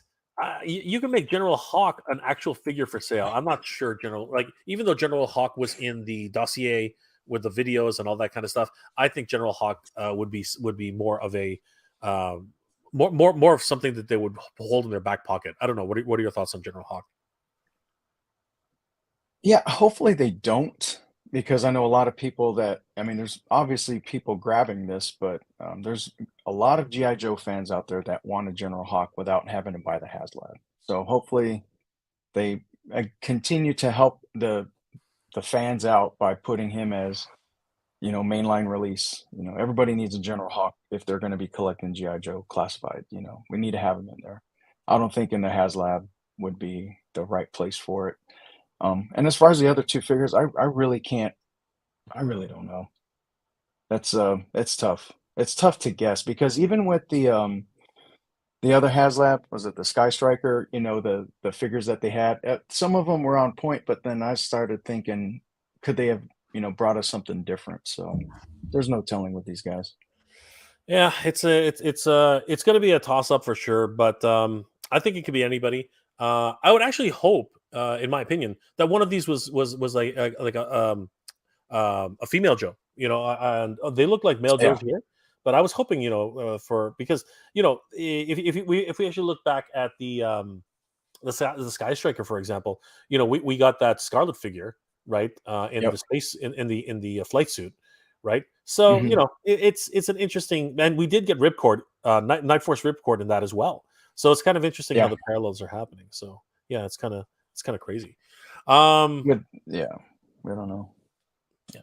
but time will tell. I guess it's just one of those crazy things that happen. Super low C. Holy moly! Yeah, Beastman is literally a beast. He's absolutely huge. Let's see here. Sideswipe. Mondo's old Skeletor looks like Sam Winchester. Who's that? Sam Winchester. I think uh, The actor? I think the Sam Winchester, the actor, I think maybe, Okay. or maybe one of those historical figures. Emperor Shah Khan, what's going on, brother? How you doing tonight? Terrence St. John, hey Jay and JB, getting it on. Yes, we are getting it on, brother. How are you doing tonight? On to you, 83. Hey Jay, I had to switch devices. My phone died. You are now on my big screen. Well, I'm happy to be there. You can see all my hairiness in your face. I'm just kidding. You're here to look at JB. Actually, JB is the one to look at. He's No, got no, the I'm just he's hanging got out. the eclectic that look. He's got that distinguished gentleman. Yes, I look at this appreciate you. distinguished gentleman just sitting there. All distinguished. Yes. Um, I'm gonna cash app you some money for saying it. Thank you. Toy Source says, "Hey Jay, what's going on? How you doing, my friend? Beastman looks incredible. Good to see you, Toy Source." JB, what's going on? Absolutely, What's we're up? all we're all here. Nothing but us Filipinos here. Terrence St. John, I think the Evil Warriors are clearly more visually interesting, but it's He-Man, She-Ra, and Ram-Man arms. Skeletor, Merman, Scareglow, Hordak, Trapjaw, Faker, and Anta Eternia He-Man. Yes. That's a Um, lineup. that is quite the lineup, and I think Ram-Man That's you could argue that Ram-Man might be closer to the size of Beast-Man when it comes down to it. He might actually be a okay. huge hulking beast as well. I think. Yeah. That might be something. Marsha, absolutely not. There she is. There There she she is, is. putting the hammer down. We understand, Marsha. No worries. We get it. We get it. Yes, please forgive us, Marsha. We're okay. We're okay. We'll get through this. No Hey, problem. well, Jay, she I do. hunts just as much as I do, man. I do. So I you do. know that. She's found some great stuff when you weren't looking. You know what I mean? Marsha's Oh my God. Marsha's there for you. That's a partner. That's a partner. And you know what, Marsha? Well, she found the April. Did she? The Wow, look at TNT April. that. Well, she says I think you might want to. She was out shopping and she's like, I think there's something out here. She didn't grab it. She made me go out and get it. So yeah. Still, you know what? Again, looking out for each other. That's awesome. And Yeah, yeah. partners for life, man. That's what it's That's all right. about, right? It's all about. Oh, Exactly. You guys are again living the dream. You guys are living the dream. So yeah, definitely a keeper. Marsha. He's the keeper, right, Marsha? He's the keeper. Let's see here. well, Bad. I mean, she'll keep me if I just go ahead and just listen to what she just said. Absolutely Exactly. not. So Yeah, if I come home, 100%. if I come home with Mondo, like Jay, you got any room in your I know, house? Man? pretty much, right? I'm Pretty moving to much. Canada. Okay. I'm moving to Canada. The badass review. Those hinges on that dragon make me think he will be independent figure himself. Yes, I don't know if he'll actually detach off of the armor. He might, but That he would look kind of weird though because he can't really stand. Like if you actually look at the way if you look at the way where is it here? Where did I put it? If you look at the way um, actually, you know what? I take that back. Maybe hey, are there joints on might his be able arm? to. He's got He might be able to lay it down. actually, yeah, he's got hinges on his arms there. That would be Bring it. cool. That would be a really good extra figure. He actually that's another figure in himself. That's awesome. That's Yeah. huge play value. That means he would be much more. that means he's actually doubly better than Deluxe He-Man. You know what? I take that back. He might actually be, but the problem is his neck. Does his neck hinge up? Because that would be because even if his feet could, he'd just be putting his face right into the ground. I don't know. It's an interesting look. It really is. Yeah, but you know what? You got me there. You got me there. That's interesting. Wow. Yeah, I wasn't. I don't know. JB, thoughts? Like that's Yeah, that if that's the case, that's you're definitely looking somewhere, I mean, in the threes, mid threes. If that's going to be a separate figure slash accessory, I don't know you're if it's just going to be mid three. bringing that. I hope not. I hope not. I hope. I hope not, Yeah. but I you hope never they're know. going to You never stay know. because Deluxe He-Man I think was 260. I think so. If they went up to 270, I think 280. I think people would be okay with this guy anyway. With Yeah, with this guy, I think they'd be okay. But once you get to 3, I think you're really pushing the envelope there. yeah. So anyway, I guess time will tell. We'll find out on Friday. JTYW 27. Yep, gonna get Skeletor. Probably gonna have to move. Probably gonna have to stop for Mondo for there. I have Shira Hordak already. He-Man will be on the way in a month, so I guess it's from E Collectibles. You know what, JTW? That's awesome. Hope your thing. Rodimus Primal's in the house. What's going on, Rodimus Primal? Good to see you, brother. Hadouken, Jay. Hadouken, Rodimus Primal. Hadouken. Always good to see Rodimus Primal in the house. Rodimus, we definitely got to get on one day. Would love to hear your thoughts, Rodimus, on dead Autobots. Let me know if you want to join right now, Rodimus. Send me a PM if you want to join us for a minute. Because actually, you know what? I'll just send you the link if you want to hop on. Let me know. Because we'd definitely love to hear your thoughts on dead Autobots being sold at what's it called at Hasbro Pulse. Would love to, if you got a second, Rodimus, just hop on in. And Beltron, Double J's in the house. That's right. We got the best J's right here. Actually, Oh, that right there. he's right sitting right there. he's sitting right there. Another country gentleman. Yes, indeed. We need a massive Ram Man in Mondo for the Yeah. guys. Dude, just crazy. Just absolutely crazy. Danny Phillips, Country Ram Man is coming in Mondo. Oh, that would be sick. That would be absolutely crazy. Anyone else we haven't said hi to yet? Hoping for Airborne or Hawk. Airborne. Okay. Airborne. I didn't. Yeah. You know what? There's one. There you go. I didn't think about Airborne. There she is. There she is. Airborne Yep. is a good one. You know what, Sorceress? You have the JB and J Ban. Both actually we're both JBs. You got the JB's thumbs up. Like that one definitely hits it. Emily said that we'll announce the next Haslab tier tomorrow morning. Oh, right. Heard it here first. You heard it here first. Go. That's crazy. This is going to be a lot of fun. Action Force Atrium Cover Girl. We already got a Cover Girl. Yeah. Sorry, I'm if blonde Cover Girl. Oh, well, I was. Yeah. No, go ahead, get Jimmy. No, yeah, a blonde one, or just redo the face sculpt of the other one. The face sculpt look, when I got my Cover Girl, I was like, oh, and then I started looking, I was like, oh, I think maybe redo the face sculpt and a blonde, but I don't think that would be thrown into a Haslab. I don't see that. I don't see that at all. Yeah, it's going to be one of those. It's going to be one of those things because there could be variants all over the place, right? Yeah. But, maybe it's a good idea. Maybe you can just give her a slightly different, treatment on the outfit. Maybe a different color scheme, and bang, you have a brand new figure. It's definitely a possibility. So okay, I take that back. Country gentleman, absolutely not the ticket. I want a Tomahawk Haslab. You know what? Yeah. Go ahead, JB, because I have thoughts. That's what I was hoping for too, because like many of us here, Tomahawk was my vehicle, the Tomahawk. It was just massive. It carried a lot of my Joes. I brought it everywhere I went, really. And I was hoping that would be it, but of course that just drowns the Dragonfly. That Tomahawk would just be huge. It's just be massive. I mean, like almost twice the size, and you can't do that. Well, you can do that if you look at, Jabba's and even the Razor Crest size. That Tomahawk would have been just huge. But I would have been all over the Tomahawk if they would have had it, absolutely, and I agree, lift ticket would have been with that, and probably Lifeline. Just crazy. And joining us right now is our good friend of the channel, Rodimus Primal. What's going on, Rodimus? How you doing tonight? What is going on? I see you're playing with your own Leo convoy there. Yep. The new Legacy Leo Prime. I finally opened him up out of the box. Just messing around with him a little bit. Oh, he looks awesome. Holy crap. Does.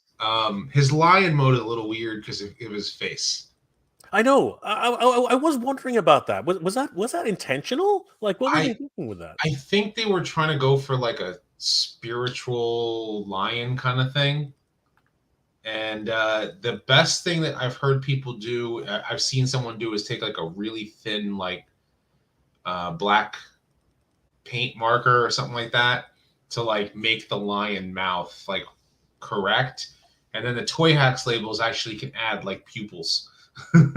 Got you. He needs pupils. That's the smart thing to do, right? And again, fans to the rescue, right? Or at least us. What do they call them? I guess third parties to the rescue. Right? And right now, I mean, do you guys ever dabble in Toy Hacks labels for any of your figures? Or I do love them. And if they're not that expensive either. They're actually no, they're not. I mean, considering like all the detail that you can add to your figures, I mean, like with Wheeljack here, like just like, the adds the windows and the proper 539 number and all that stuff. It's just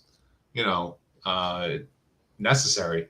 But I actually just recently got sponsored by Toy Hacks. Nice. So anybody there's a discount code now. Oh, wow. For them. Like this month until the end of June, and they change it every month. Rodimus 006, anything that you you order from Toy Hacks, and if you use that code, you get 15% off. That's sweet. Holy crap, that's good. And which is nice. That's awesome. So yeah, it's kind of cool. Like I was like, yeah, sure. Like give people a discount. Like why not? Right? It's good for them. It's good for your audience. Exactly. And they and it helps the channel. That's the biggest thing about that. You know what I mean? Like one of the things about a community like this is everybody needs help sometimes, and you know what? This really does help out the channels in every little way. Yeah. Despite just hitting 100K. Congratulations, Rodimus. That's freaking awesome. Despite that, like I'm trying to get my views up. On my videos, but that's just that's a YouTube thing. Yeah, of course. And you know what I've noticed with your videos, just like most creators around the mark that you're at right now, it's one of those things where it'll jump the first day, but then it'll plateau, but then over time it'll just keep doing that step ladder thing where it'll step up. Yeah, because I make evergreen content, so like that's And, it's evergreen. Everything you've done so far, as far like other than live stuff, right? I do the live stuff and I do news stuff, and yeah. But the most of the stuff is to hang out on your channel. Absolutely, yeah. It's the best hangout on YouTube, really. Oh, wow. Yeah, I mean that's the thing. Like, I say this, like a lot of us, like toy guys, most of us are chill. You know what I mean? Like we'll hang out. We'll talk about. Like I'm a Transformers guy, but like we'll talk He-Man, we'll talk Ninja Turtles, whatever. Like it's just kind of fun stuff. You hear the Zelda theme, Zelda Sword Slash right there. Get like a notification or something like that. Absolutely. Has anybody played Tears of the Kingdom yet? Oh God, I really want to. It's like it's like Minecraft now, right? Like, like there's a whole building element to it. I think so, because you're supposed to build stuff, but like I'm too busy exploring. Like I've put like, gosh, like like with my kid, because I'm only really playing it now with my kids. But like I spent like all of Sunday afternoon. My wife really needed a nap, so I said, all right, I'll play some, Tears of the Kingdom, and yeah, we're toy gals. You should see my wife's My Little Pony collection. Absolutely. Yeah, that's awesome. And my daughter has like, I think has hit her limit on how many Barbies we're gonna buy. You can never have too many Barbies, man. You'll be swimming in them. She has so many. Like she actually, gave a few of them away because like and kept like the clothes and stuff that she wanted to keep, the accessories and stuff, and gave the dolls away, like a large portion of them away because she had so many. Because like what it is, because you get everybody wants to give a gift. And what do they give a gift of? A Barbie doll. Of course. So you get like 4 or 5 friends come over, and for a birthday or whatever, she'll end up with 4 or 5 Barbie dolls. They're a hell of a lot cheaper than Transformers. I mean, when you really think about it, right? I mean, what really kills me about Barbies? They have huge play sets, like just massive. They're absolutely gigantic, and because of the volume that they can do, I mean, I would kill for a play set that big. I mean, seriously, it's just absolutely ridiculous. My daughter's room's not big enough for all those type of play sets, so unfortunately, she's asked us for the Barbie Dream House. Yeah. Oh wow. Like, where are we gonna put that? next to the Mondo figures. Yeah. Exactly. Right. That's how it works. Yeah. The Mondo's gonna live in there. My son's all like, right. He's got everything from Mario to Spider-Man, and All right. We got a request from Marsha. She wants so me to show. Here we go. So here we go. This made it into the house, and she bought it, but oh wow, that's a Target Barbie. I mean, she's like, Jay, I think you could use this. I'm like, I don't know. I'll take it. I don't. I'm not there's a first for everything, man, and this is the first for me and for her. I mean, I don't know. I think she had Barbies as a kid, but yeah, that's a very meta toy. Yeah, very meta. It's Rodimus has a 100% right. It literally is the epitome of our lives, basically. When like just Americans, right? Like we're especially this coming. What is it called? The Summer Geek Up. Why did they decide to do 2 a year this time? This is crazy. Like we have enough. We have enough. GI Joe. This is GI Joe June is just draining our wallets. Yeah. And then what? I have this question for Rodimus because I just have to know. Rodimus, seriously. And I know you knew about this. I know, like a lot of fans knew about this. But what the heck what are they dying Prowl? Yeah, what are they thinking with selling dead Autobots? Oh man, come on! I get it. We've sold dead Optimuses. That's a little bit of a different thing. This is ridiculous. If anybody watched, I would not put it past them for a blown out back Brawn. A same thing with this mold with Ratchet, because they still haven't released this Ratchet figure yet. So I'm like, I need Prowl. Of all of them, I need Prowl. That is the one I want because I missed out on the 2-pack. But then again, something, we do buy multiple versions of a character. True. Like Toy Sorceress here in the chat, saying hi, what's up? You'll buy a Sorceress figure, you'll buy a Zoar, figure. Absolutely. You'll buy Battle Armor He-Man, regular He-Man, right. Thunder Punch He-Man, sure. All that stuff. So dying is a play feature. It actually, if you notice, it has on Prowl's chest, there's a blast effect for when he got hit. Absolutely. And that's why the blasts are purple, because they're, you're getting hit with a purple blast from from Scavenger, which I'm surprised they haven't released a Studio Series 86 Scavenger yet, or Constructicons. Yeah. Because it was Scavenger who killed Prowl. It's coming. And then Ironhide got hit a few times, but then he was the one who was still standing going, no, before he got hit with such heroic nonsense. Yeah, exactly. It's crazy too, but we can see the difference in expressions too, because this actually is, and I did a direct comparison in my video. This actually is the immortalized freaking smoking mouth. Yeah. That's actually, they literally have made it into plastic form. The only thing is a lot of as you probably heard a lot today, a lot of fans are saying, why aren't the eyes yellow? Right? They were still blue before the smoke came out. Number one. Yeah. Yeah. Number two, Toy Hacks is going to do orange labels. Called discount code. Discount code. Exactly. Bottom is 006. Right. Do you want to put that in the chat? I'll pin it. I'll pin the comment. Oh my gosh, that's just too funny.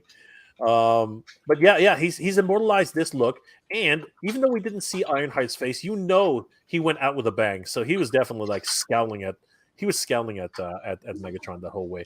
And the thing is that when you look at the other molds on these guys, both head sculpts are completely different. So this is definitely a labor of love here. But as I said in my video. But then again, you could fold it in. You could fold it into the chest because you know he can transform. But he does have his yellow stripe, right? Right, Exactly. which fans have already fixed. But exactly, I pinned the comment. So anybody, guys, definitely use this this code if you want to use the Toy Hacks labels. They're great for everything pretty much. You should put the website as well, but that's okay. Toyhacks.com. Yeah, toyhacks.com. That's it's I figure like a lot of people know about that, because they do Transformers, Power Rangers. Who else? They do. I think they do. Let me double check real quick. Toyhacks.com. They do stages. Oh, sweet. Toy labels for Transformers, non-Transformers. They do They do GI Joe labels. Nice. And you think they do replacements for a lot of different things too, right? Because everybody loses their stickers and sheets for other stuff. Yeah. They're mostly Transformers because. Tell them to stop buying wrestling. I know. JB, stop buying wrestling. I mean, all right.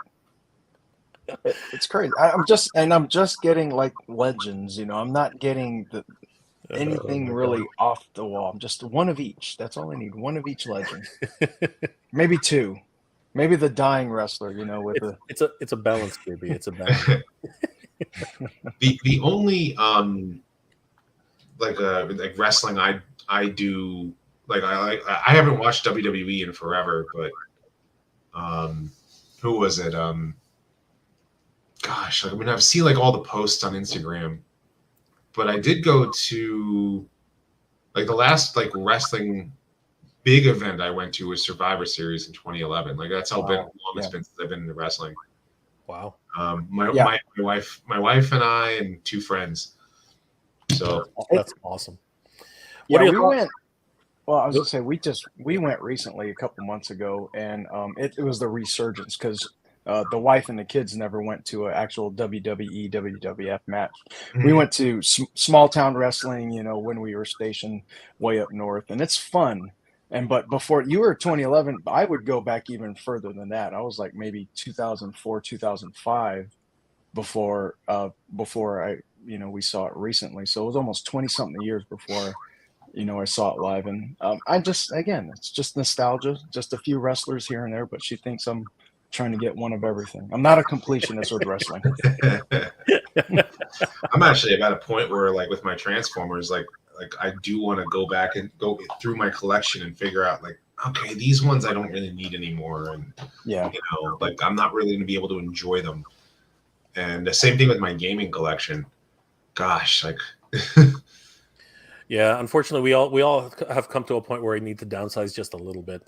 Not much, just a little bit. Toy Connections, Prowl will be popular. I think it's the first Siege. I think it's the first OE since Siege. First OE? Rodimus, do you know what that code means? Are you saying original mold?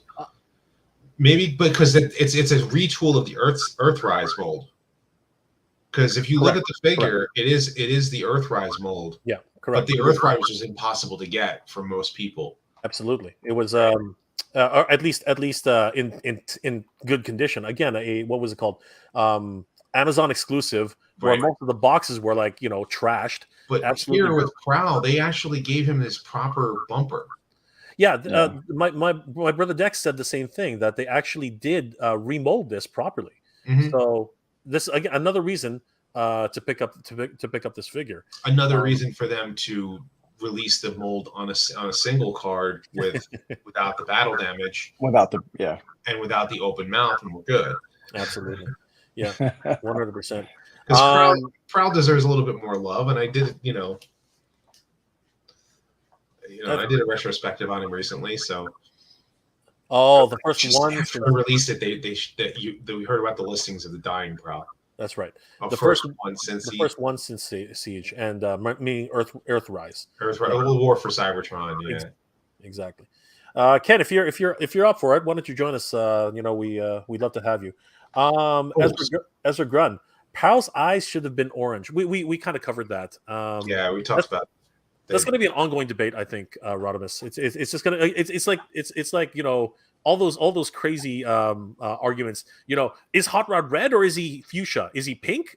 You know what I mean? It depends on which laser disc you have or which DVD or which. The animation cell was actually much more of a magenta. Yes, exactly. Hot pink, kind of. It was just, but the thing is that. You have a videotape which you ran through your VHS like 600 times because we all watched it that many times. Of course, it's going to go like fade on you. That's just the way it was, right? 2011 year of the CM Punk pipe bomb promo. Yep. And then at Survivor Series, he won the belt against Alberto Del Rio, and then the following match was Rock and Cena versus R-Truth and Miz. And then after the cameras went dark, The Rock did a 30-minute promo or whatever, off camera, talking to the crowd. And I'm telling you this much, the Garden was nuts. Oh, wow. I mean, nuts. They were just like, Rock. I mean, it was just like. No, man. I have been to a bunch of indie events since then. I have a friend who currently right now is in an indie circuit in Jersey, and finally was able to get cross the threshold of actually starting to get a bunch of matches, and his whole gimmick is Mr. Clean. Oh, really? So he wears all white and had bald head. Yep. That's awesome. Does he make them drink yellow Kool-Aid, pretending it's Mr. Clean? No, his gimmick is he actually gets one of those magic erasers and he wipes his head with it. Oh crap! And so apparently, from what I've been told from some friends of mine who are also friends with him and go to his matches, because obviously I'm in Florida, so I can't go to his matches. They said a lot of people he's starting to get over on his gimmick, so they're starting to rub their head like this. Oh, there you go. So, and it's kind of cool because I think he was a heel when I went to one of his matches before I moved to Florida, because I took my daughter and it was her first wrestling match. She didn't know who to root for. Who do I root for? It was this one's the bad guy. Yeah, just yell and scream, have fun. Yeah. Absolutely. So what happened here with this release? I mean, they just kind of dropped these things. They didn't really give it any fanfare, and pretty much these things were gone in a minute. Did anybody have a chance on these? I know they're Target exclusives. On Pulse, yeah, they are, but they're going to be on Target shelves. So yeah. I like this Grimlock, actually. I'm not a big fan of the Bayverse films, but there's something about this Grimlock that really speaks to me. I don't know. What are your thoughts, guys? I got a Grimlock up on that shelf over there. That's good for me. JB, did you watch the movies? Yeah, and that's the part of collecting with us and the family is the boys. When we would see the Transformers, the Bay Transformers, we liked it. We enjoyed it. It was entertaining. Hard to watch, the 100 times because everything was just so morphed into each other. But when we saw these guys on screen, we all got kind of excited. As far as collecting it, we didn't pick up the figures, but we kind of dig it. But at the same time, I have my 86 Grimlock somewhere up there, studio series, so I'm good with that one. Absolutely. Is this disingenuous? Should they have included this guy with the pack builder? Or should he get a general release? I mean, I kind of really want this guy. I mean, it is a pack builder, and I think that they're figuring that not many people were able to get the molds because of, when it came out was during the whole pandemic, and not everybody was able to get the Alicons. Yeah, but they've added so much to this guy. I mean, the This is this is one from the Pit of Judgment, and Yeah. but they included both heads. yeah, and the shoulder spikes. You know what I mean? That's Yeah. the thing that really gets me, because and he's got that really high. He's got the high fin, right? Mhm. That's the other thing. Like, there's just so much more about this guy to love. He's even got the laser axe. That's what I was saying before. Is like it's the Balef that, like, that helmet right there. Yeah. That was the Balef that came with the Pit of Judgment. Yeah, these are the guys who ran in and grabbed, including all the accessories in one shot. Yeah, including both heads. absolutely. So I guess they're figuring that you're going to buy multiple and swap out whatever heads you want. You know, for a 4-pack, that's why the 4-pack's so cheap. Maybe that's what it is. Yeah, I was wondering about that. It was just that's why it sold out so fast. Yeah, It was just yeah, ridiculous. because the 4-pack wasn't that expensive, and it's just like it's easy. You figure you're going to get it, but like I said, it is a Target exclusive, so it is going to show up on Target stores. Yeah. Personally, I think the biggest disappointment in that set is the Thundercracker. Yeah, and but that is just because, like, yeah, okay, it is a slightly different shade of blue, but it is still Thundercracker. yeah. Everyone's saying the same thing. It's a baby blue, but it probably could have done with a different color. You know what I mean? Just The to lavender would have been. yeah, because People would all over it. you've already got Yeah. Acid Storm. You've already got Sandstorm. Wait, actually, has Sandstorm been released? I can't remember. The only 3 they did was the 3 from the Rainmakers pack, which was like Nova Storm, Ion Storm, and Acid Storm. Right. So, and to answer John Brooks' question about toy stores in Jersey, there are. There's one in. I think that there's. They're harder to find because, like, they're in certain areas. Like, I think there's one in Central Jersey that I had to travel. Like, it was like a good half an hour from where I lived, 45 minutes from where I lived, so it's harder to get to.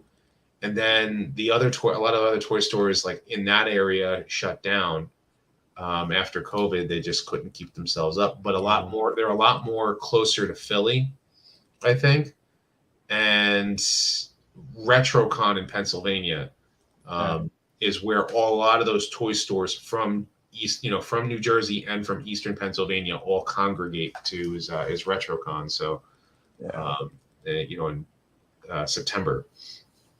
But yeah, I was trying to get up to RetroCon, but I don't think I'm going to be able to make it. Unfortunately, I can't get the plane tickets because I already got. It was already enough money to. I'm going to BotCon in August.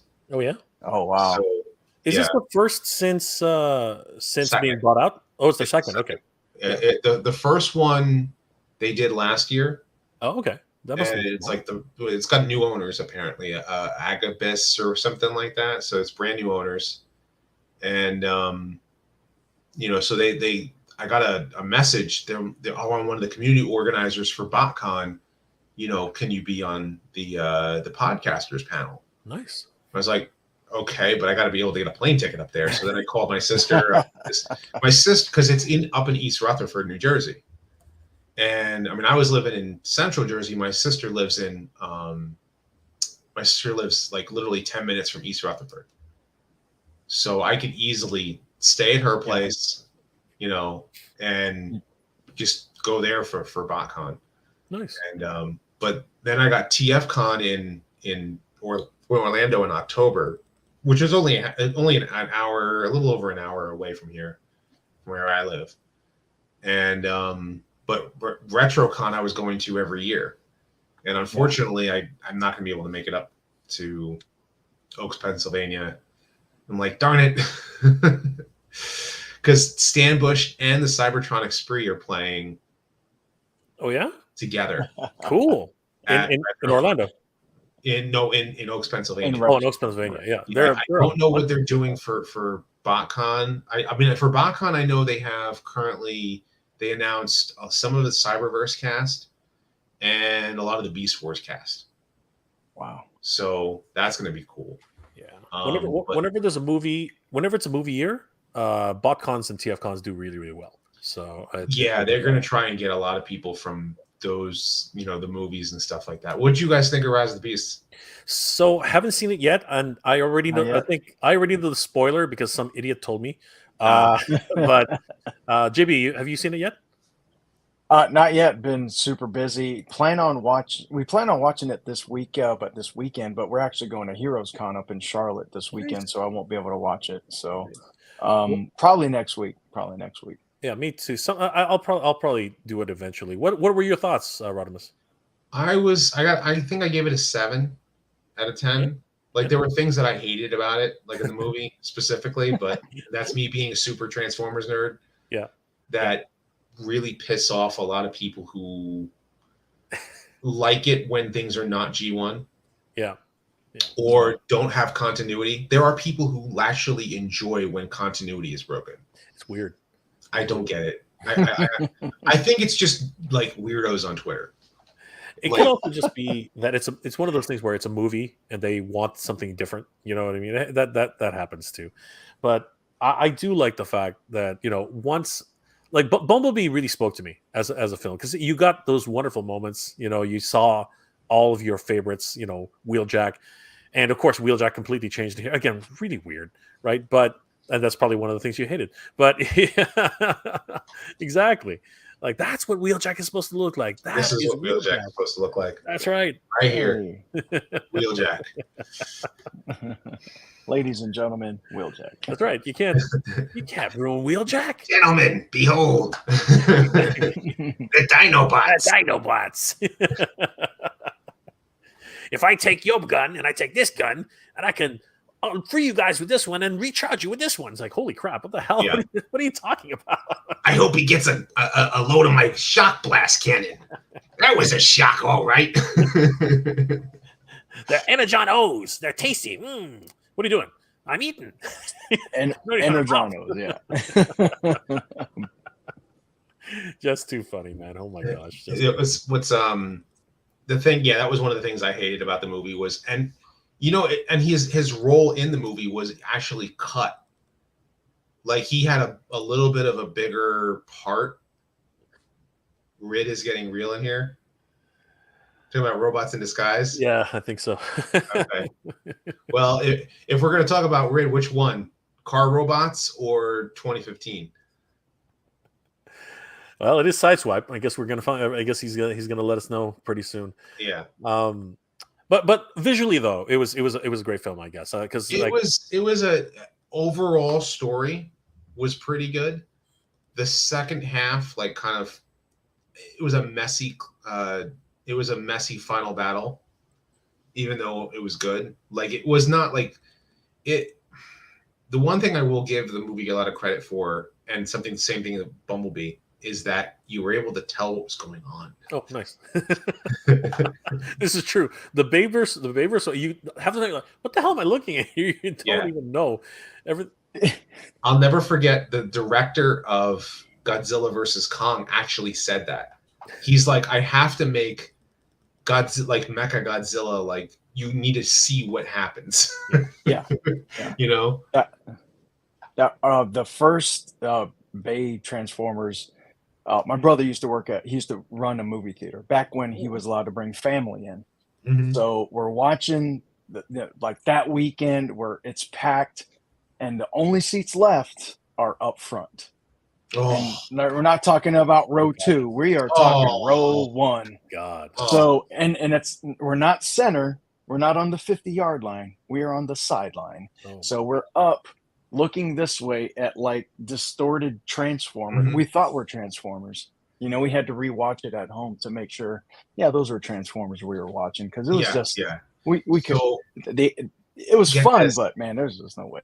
So at the first movie, of course, like, you know, what I think I sat somewhere in the middle, whatever, and I remember the fans and stuff.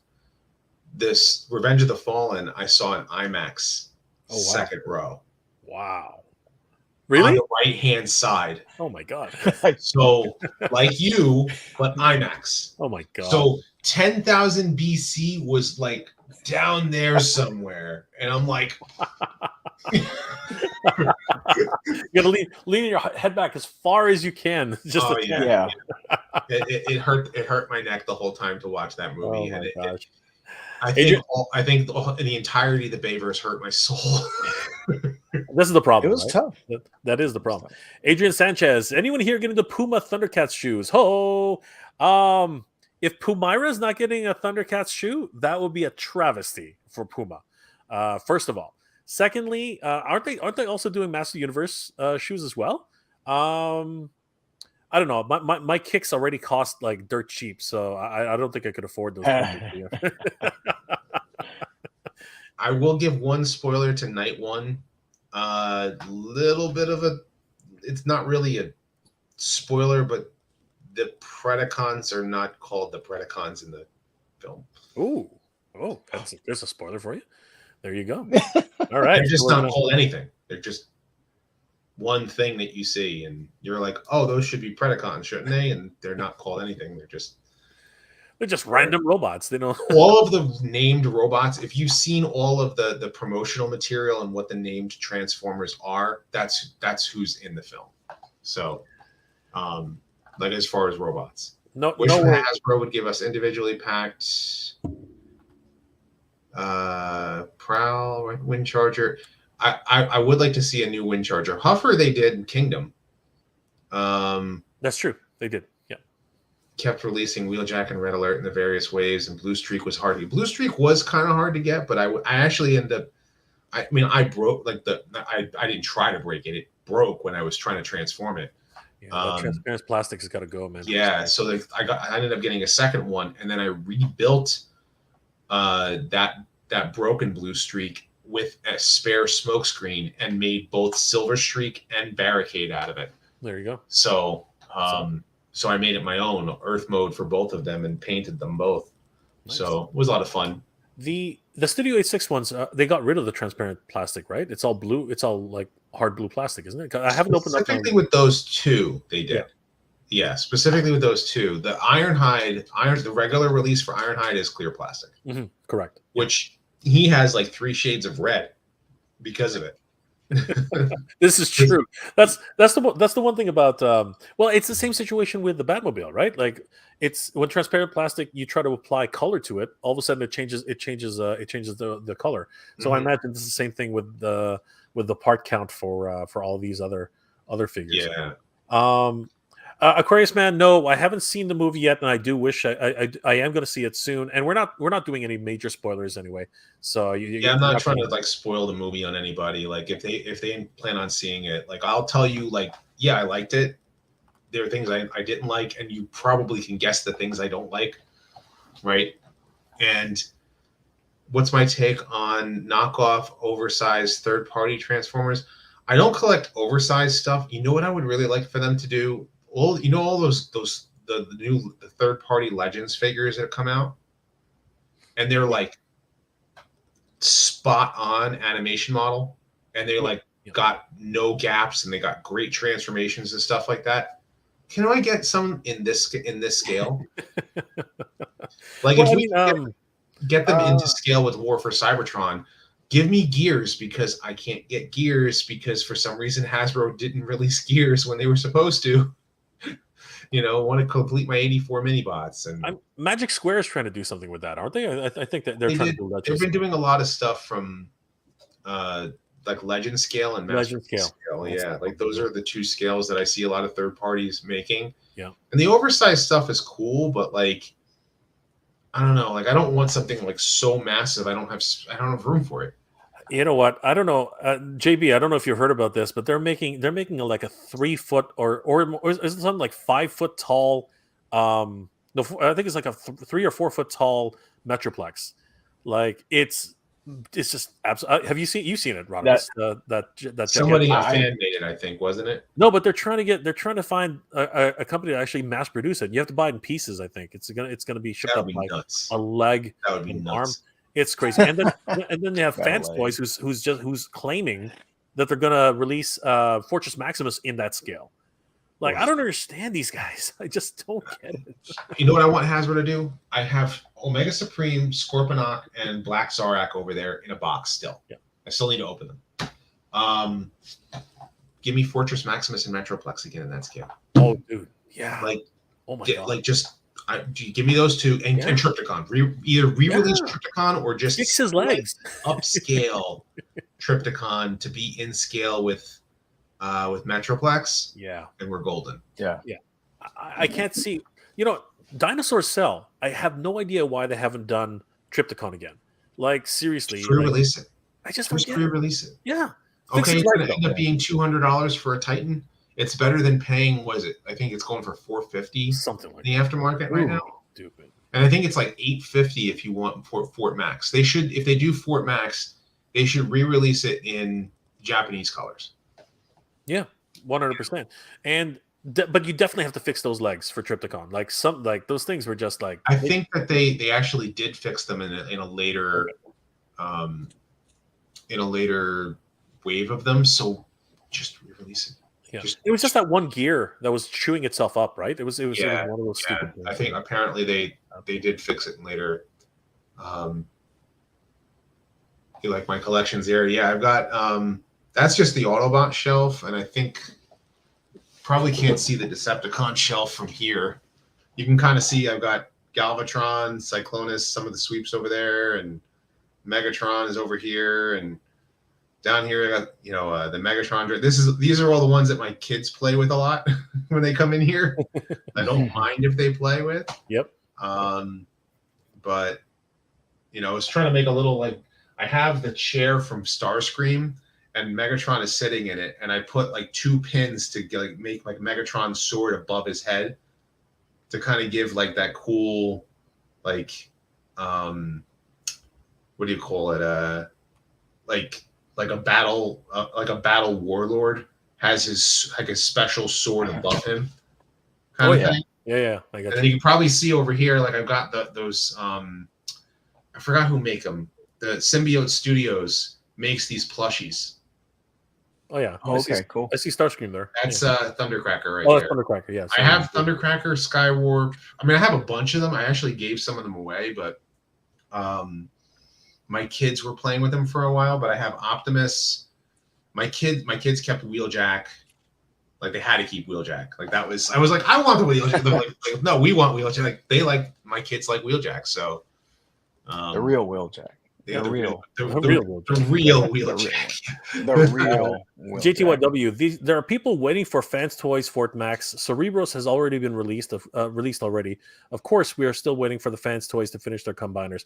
Yeah, the head that they released with Cerebros. I mean, it is big. I don't know how they're going to actually get this done. I'm not really 100% sure if they can even do it. It's just crazy. And John Brooks says, Like Toys are the company who 3D printed the 5-foot Metro. Jesus Christ. Oh, who can actually have one of these things? I've actually seen it transformed. It takes up half your room. It's ridiculous. It is absolutely just massive, just ridiculous. Sideswipe. I love my Trypticon, Scorponok, Omega Supreme, Titans. Are those just outdated? No, you're flexing a little bit, but I mean, we all want those ones that you have. I need to open Scorponok. I have Black Zarak. Scorponok and Omega Supreme are still unopened. I was disappointed with Combiner Wars Devastator, and because of the articulation on him with the individual robots, it's just so terrible. It's just crazy. And again, you got to pick your poison, right? How much room do you have to actually play with? Mm-hmm. Good night, Marsha. Thanks for hanging out with us. This one's one of my favorites. JB, if you need to, oh yeah, of course, he's freaking awesome. He's absolutely. And I think I showed this to you guys before. Or I showed you Jay this before, right? I painted his face. Yeah. He looks absolutely wicked. I trimmed his chin and then I painted his face so that he has a lighter gray face because the stock it's all gray. And then, of course, the Toy Hacks labels will really add the detail to him, give him the bumper, what have you. But the trail, which I have the trailer in one of the bins over here. But the trailer looks fantastic with the labels on it. Absolutely, and that's another reason why you guys should check out the link above so you can save some money on on those figures. JB, do you have to tag out a little for a bit, or you're still good?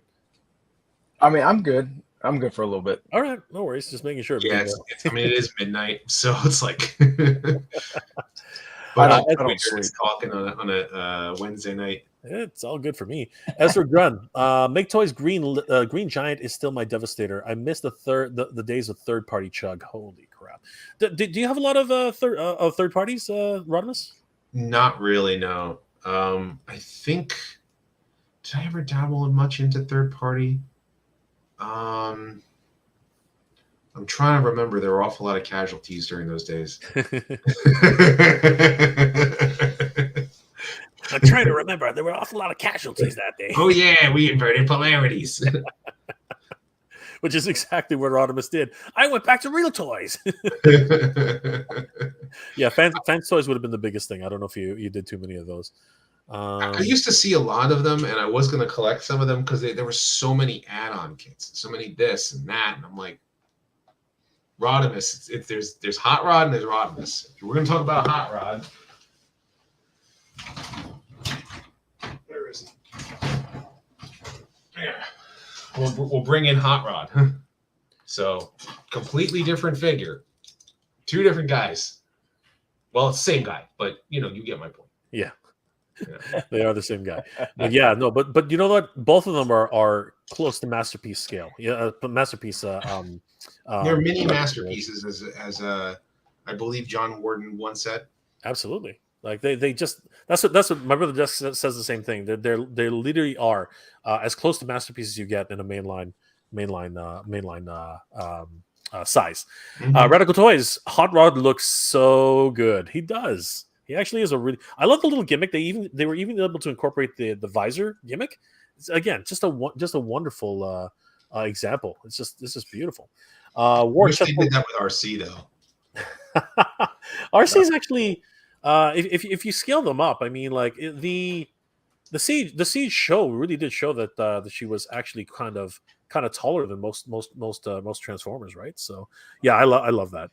Did you do a little bit of customizing there too, Rodimus? I can see. Yeah, he's got the Toy Hacks labels on him. Number one. Got you. That's and also I painted. The paint's kind of scuffing a little bit, but I had made a mix to try and make the magenta, and I also painted his knees. Yeah, that was a big thing. And also, it's orange here underneath. Got you. Okay. Yeah, that looks much better. Yeah, it's just the little touches that make such a difference, right? Yep. But Randall Guzik, my house is not a closet. Join the club. Join the club. Yeah. I know.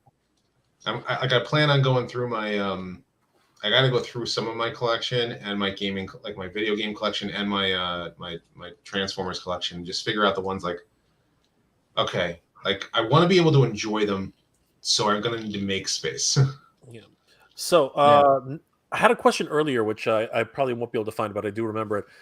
What do we think is going to be the next Transformers Haslab? Because they just released on Hasbro Pulse and on Entertainment Earth the Masterpiece Train Combiner, right? He looks pretty cool. Oh right. Yeah, but what could be another Haslab for Transformers? Because they just finished the what's it called? Tarn? No, it wasn't Tarn. Who was it again? It was Victory Saber. Deathsaurus. Yeah, Deathsaurus Victory Saber. That's right.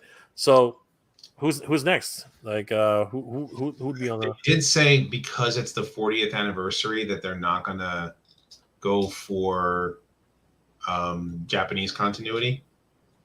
So that's a good question. Like they're not gonna do Lyle Kaiser, which I would like for them to do Lyle Kaiser, but maybe do Lyle Kaiser in mainline, like do it in Legacy. Right. But they'd have to do the individual limbs and how they do that. The one I'm honestly curious. I wonder for the next HasLab for trans. Like, that's a really good question. Who would they do?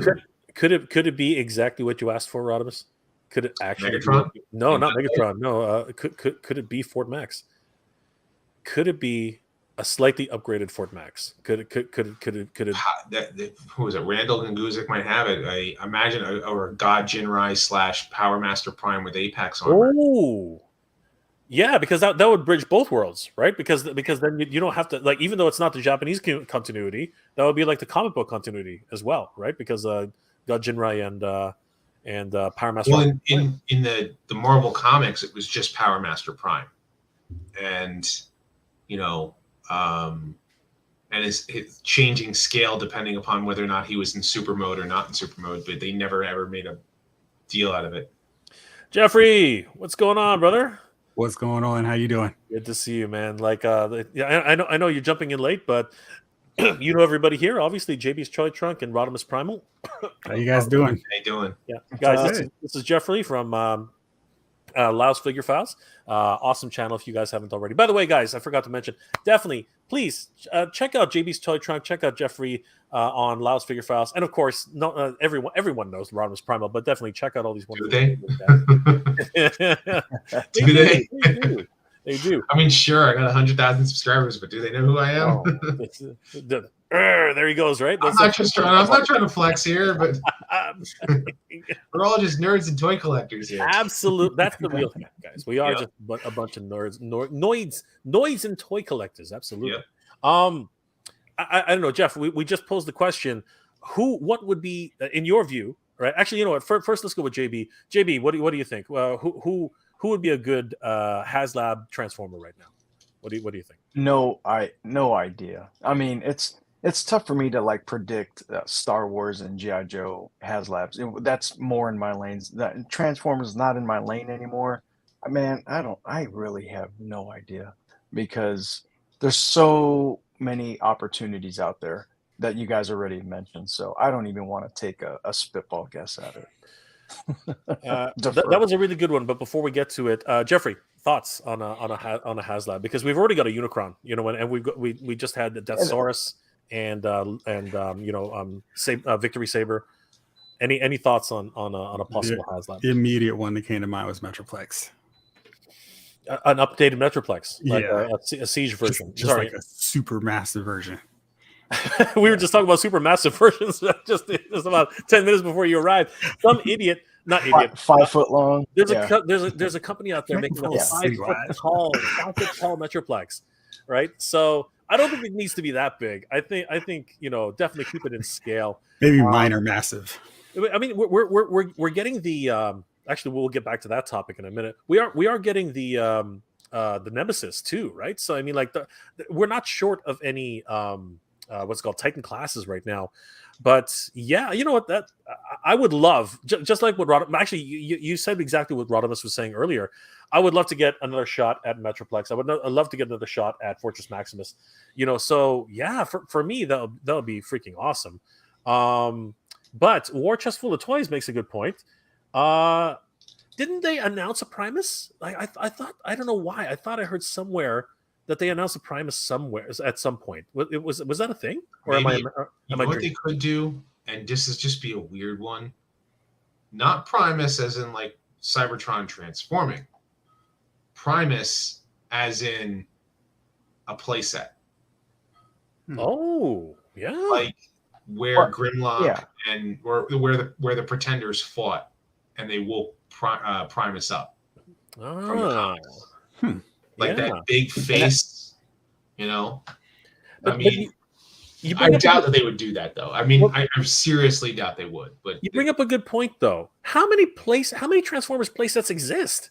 Like, right, and I didn't want to go that route, because I really don't know if there's anything out there. But I know, for my lines that I collect, I'm like, when are we going to get a bigger size playset, or something where I could kind of display it and have everything around it? So that's kind of like what I was thinking. But are you guys going to jump in on a playset like that? I know it depends on what, but how big? You got to think, how big can this thing really? How big? I mean, I've got this is all like paper. Yeah. To create Teletran 1. Yeah. So it's like, what are you going to set up? Like, if we're going to do, because I honestly think that they're probably going to do like the super, War for Cybertron or Legacy scale, just G1 Optimus Prime, full on like great transformation, comes maybe with Spike and Carly and Chip and everything, and all these extra accessories, and like go all out. Like I think that's where the route they're gonna go, just because it's the 40th anniversary of Transformers. You know what I mean? Because I think that's where I would go if anything. But then again, they might do a Commander class for Studio Series. Because I heard rumor that they're doing a Studio Series 86 Ultra Magnus. And if they're going to do that, the smart thing to do is to make it compatible, like to make Ultra Magnus compatible with Optimus Prime, so that you can make a Commander class Studio Series Optimus. Yeah. Because people would be buying that day one. Doesn't matter if we already have Earthrise Prime; they'll buy Studio Series 86 Prime. Absolutely. Yeah.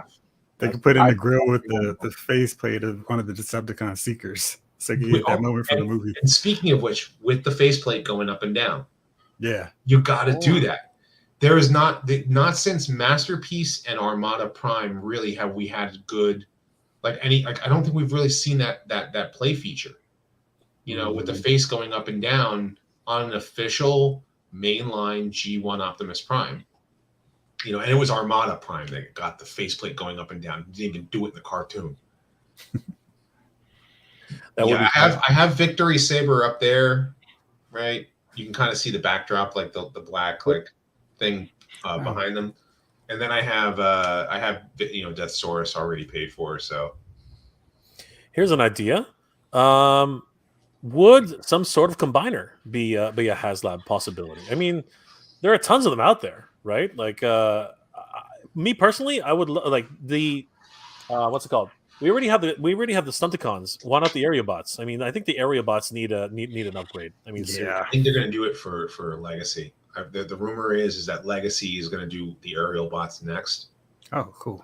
But that's good. That's what I was hoping for. That was what if you ever pay attention to any of the live streams, whenever the Hasbro team's up on there, I pick up on little things like something that Evan will say or Mark will say, and they're like, oh, we got a certain team that likes to fight the Stunticons. And there we go. Nobody ever says anything.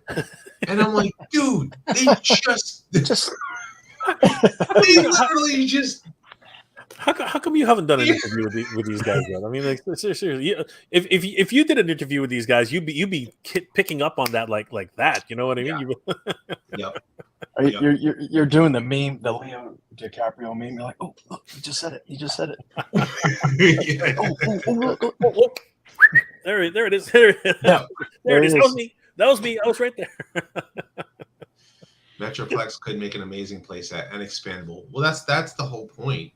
I mean, all of the Titan class bots are pretty much playsets. No matter how you look at it, they're built-in transforming playsets. Even the Arc. Did you guys any of you guys get the Arc or? Yeah, I love the Arc, which is why I'm so on the. Okay, so I'm going to ask everybody this question now because Rodimus freaking brought it up. Does anybody like the freaking Does anybody like the Nemesis the way it transforms? I don't know about you guys. It's a woman, right? It's a female transformer. Yeah. Huh? Yeah. Don't get me wrong. I have nothing against that. I'm just saying, it looks to me, just me personally, it looks terrible. It looks absolutely terrible. I'm keeping it in ship mode. Like not that I don't keep it. Like who's going to display that thing in robot mode? Well, except for the Arc that was in Fubar. Did you guys see that? Good. The Arc looks good. Not yet. The Arc does look good. He you know what the Arc reminds me of? Did you guys ever watch the original Judge Dredd with Sylvester Stallone? Oh, you guys ever watch that? Doesn't the face just remind you of the War Robot? I don't know if you guys remember that, but the Arc's face. Take a picture of the Arc's face and then put it beside the War Robot from. Well, the first thing I thought of when I saw the Arc's face in robot mode was the last Autobot Yes, a lot of people said that. Too. Yeah, and I actually mentioned that to FJ DeSanto, and he goes, "I don't know, it's not him." And I went, "Okay, yeah." But yeah, no. The Nemesis is going to stay in Nemesis mode, man. It's not. It just looks terrible. I'm just putting it out there. Both of those are just meant to be ships to begin with. The fact that they transform and turn into robots is a bonus. So just take your bonus, because you wanted the arc, now you got the arc, and now you got a robot. It's no bonus for you. It's a bonus. I'm gonna glue. You know what? I'm at the point where I'm gonna glue it together and just leave it like that. But I am one of those people who says if they're called Transformers, they need to freaking transform. That's just my thing. But I will say that some of these Action Masters, some of the action is alive. some of these statues though look absolutely amazing. That's the one thing I will say about that. Did everybody because where I forgot to mention this earlier in the stream, Rodimus, I don't know if you're into the GI Joe scene, but did anybody try to get the JB? You and I already talked about this, but did anybody try to get the Cobra Eel today? Like Jeffrey, did you try? You're still trying. You're gonna cry. Yeah. What? I had visions of getting like 5 or 10. It was like, sorry, you're getting none. Oh my god. Oh yeah. Did you try? Where did you try? Did you try on both places? Did you try on Hasbro Pulse and Amazon? I took a whole 5 minutes to get on the Pulse. I was like, oh, that's not going to work. Time to stalk Amazon. And Amazon was like, Cobra Eels? What Cobra Eels? There are no Cobra Eels here. Do you have the membership? Refresh. Exactly. Yeah. Oh yeah. I don't know what I was doing. I was just like, oh shoot, it's 1 o'clock, and that was like too late. But I'm sure they'll be back. What? 3 minutes? 3 freaking minutes, man! I swear to God, how does that even happen? You don't have that, Rodimus. We never have that problem with Transformers. Depends. It depends because you know what it is, because Transformers is currently a bigger brand. Just no, 100%. Globally, because it's a global brand and stuff. Globally, GI Joe is, I love GI Joe, but everybody knows that it's the U.S. military, and so basically it's going to be those who either grew up on a Real American Hero or GI Joe to begin with, or military cats. For them, they know that is the target audience. And unfortunately, not everybody, like a lot of people, like stick their nose up in the air at GI Joe, which I think is really terrible. Personally, I think for Joe fans, because, I heard a lot of Transformers fans just like, did you guys hear about the Transformers and GI Joe are both getting comic books? Oh yeah. Yeah, very excited about it. Right? I thought we were hinting at something else. I was looking up on the Transformers message boards, and I just see a lot of people like who are in the Transformers boards who just hate GI Joe because it's military. I'm like, what is the Transformers fandom evolved into? About two warring factions for eons, like millions of years. These guys have been right. This is if you think about it, it's like pretty much both Transformers and GI Joe are similar. Like, in its beginnings, both were a similar demographic for who they were marketing towards. Mm-hmm. And so it's like it's a matter of how are you gonna downplay GI Joe just because you like Transformers better? It's like, I don't go out of my way to watch Centaurians, but a good God that I love that show in the 80s. Oh yeah, just beautiful. Yeah. Which Power Extreme. That's right. Yeah, that's right. Yeah, the whole. And Ramontoy did make a really good run at it. I unfortunately there just aren't enough.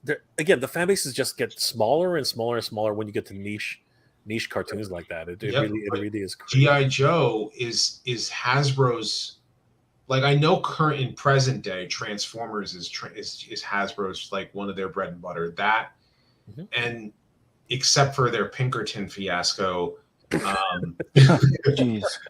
WotC situation with Dungeons and Dragons, but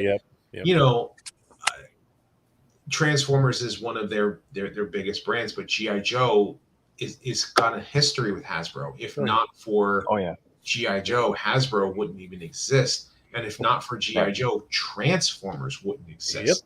Yep. Because I mean, Transformers owes a lot to GI Joe. Absolutely. The original 12-inch figures were sold in Japan, and they did. I think it was called eventually it was like the Henshin Cyborg. I think that's what it was. I could be wrong. It was like a clear plastic figure, and then they decided to make them smaller, and they made the Henshin Cyborg, or the Microman. That's right. Yep. Right. And then Microman, they eventually branched off to Micro Change, and of course, then we got the Diaclone toy line, which is actually kind of like the same brainchild of all of that. Mm-hmm. And then, of course, Hasbro imports all those toys into Transformers. Meanwhile, they're making bringing the 3 and 3/4 inch lines. Do you know why that GI Joe made the 3 and 3/4 inch change from the 12-inch figures? Star Wars. That's what everyone believes. That's it. Yeah. Jim Shooter actually told me that. He's like, I was in those board meetings when we were trying to get them to make a character. They didn't want to make a bad guy. Then they finally came up with Cobra Commando.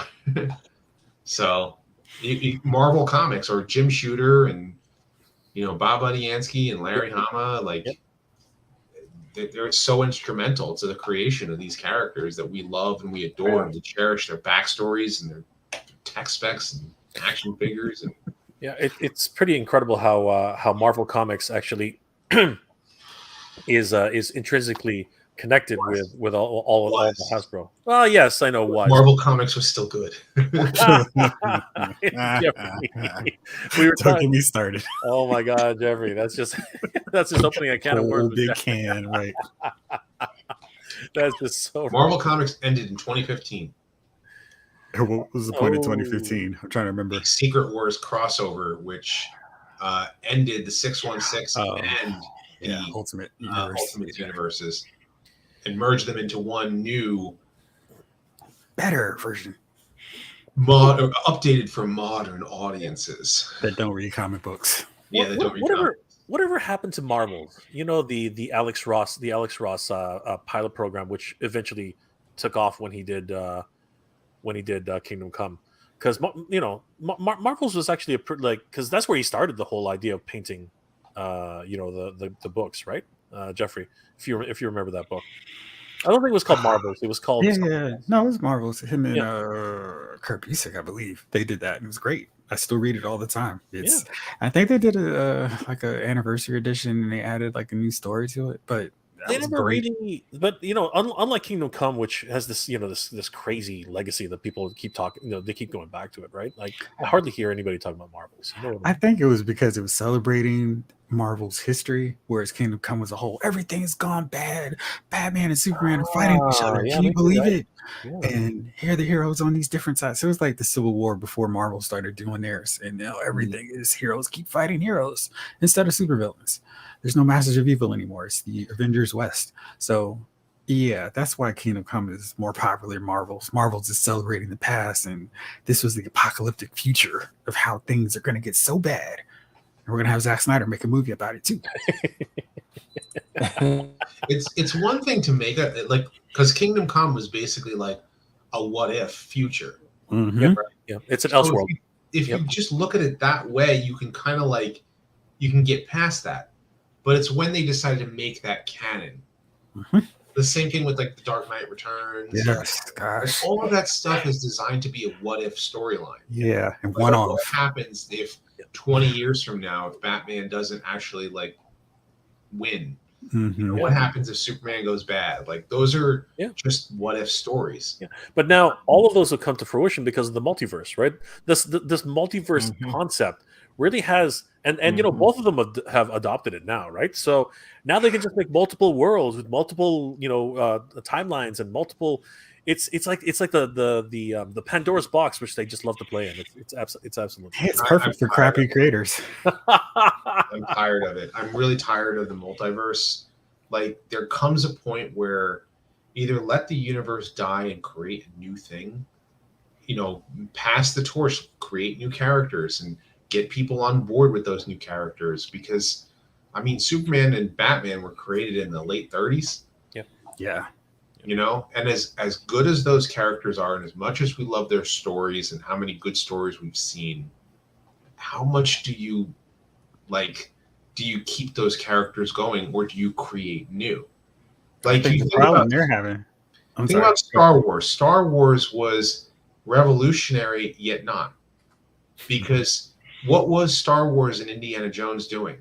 They were, remember the old serials? Yep. Remember these old adventures? And then, oh my gosh, we're going into the future with these grand space battles and space opera and stuff like that.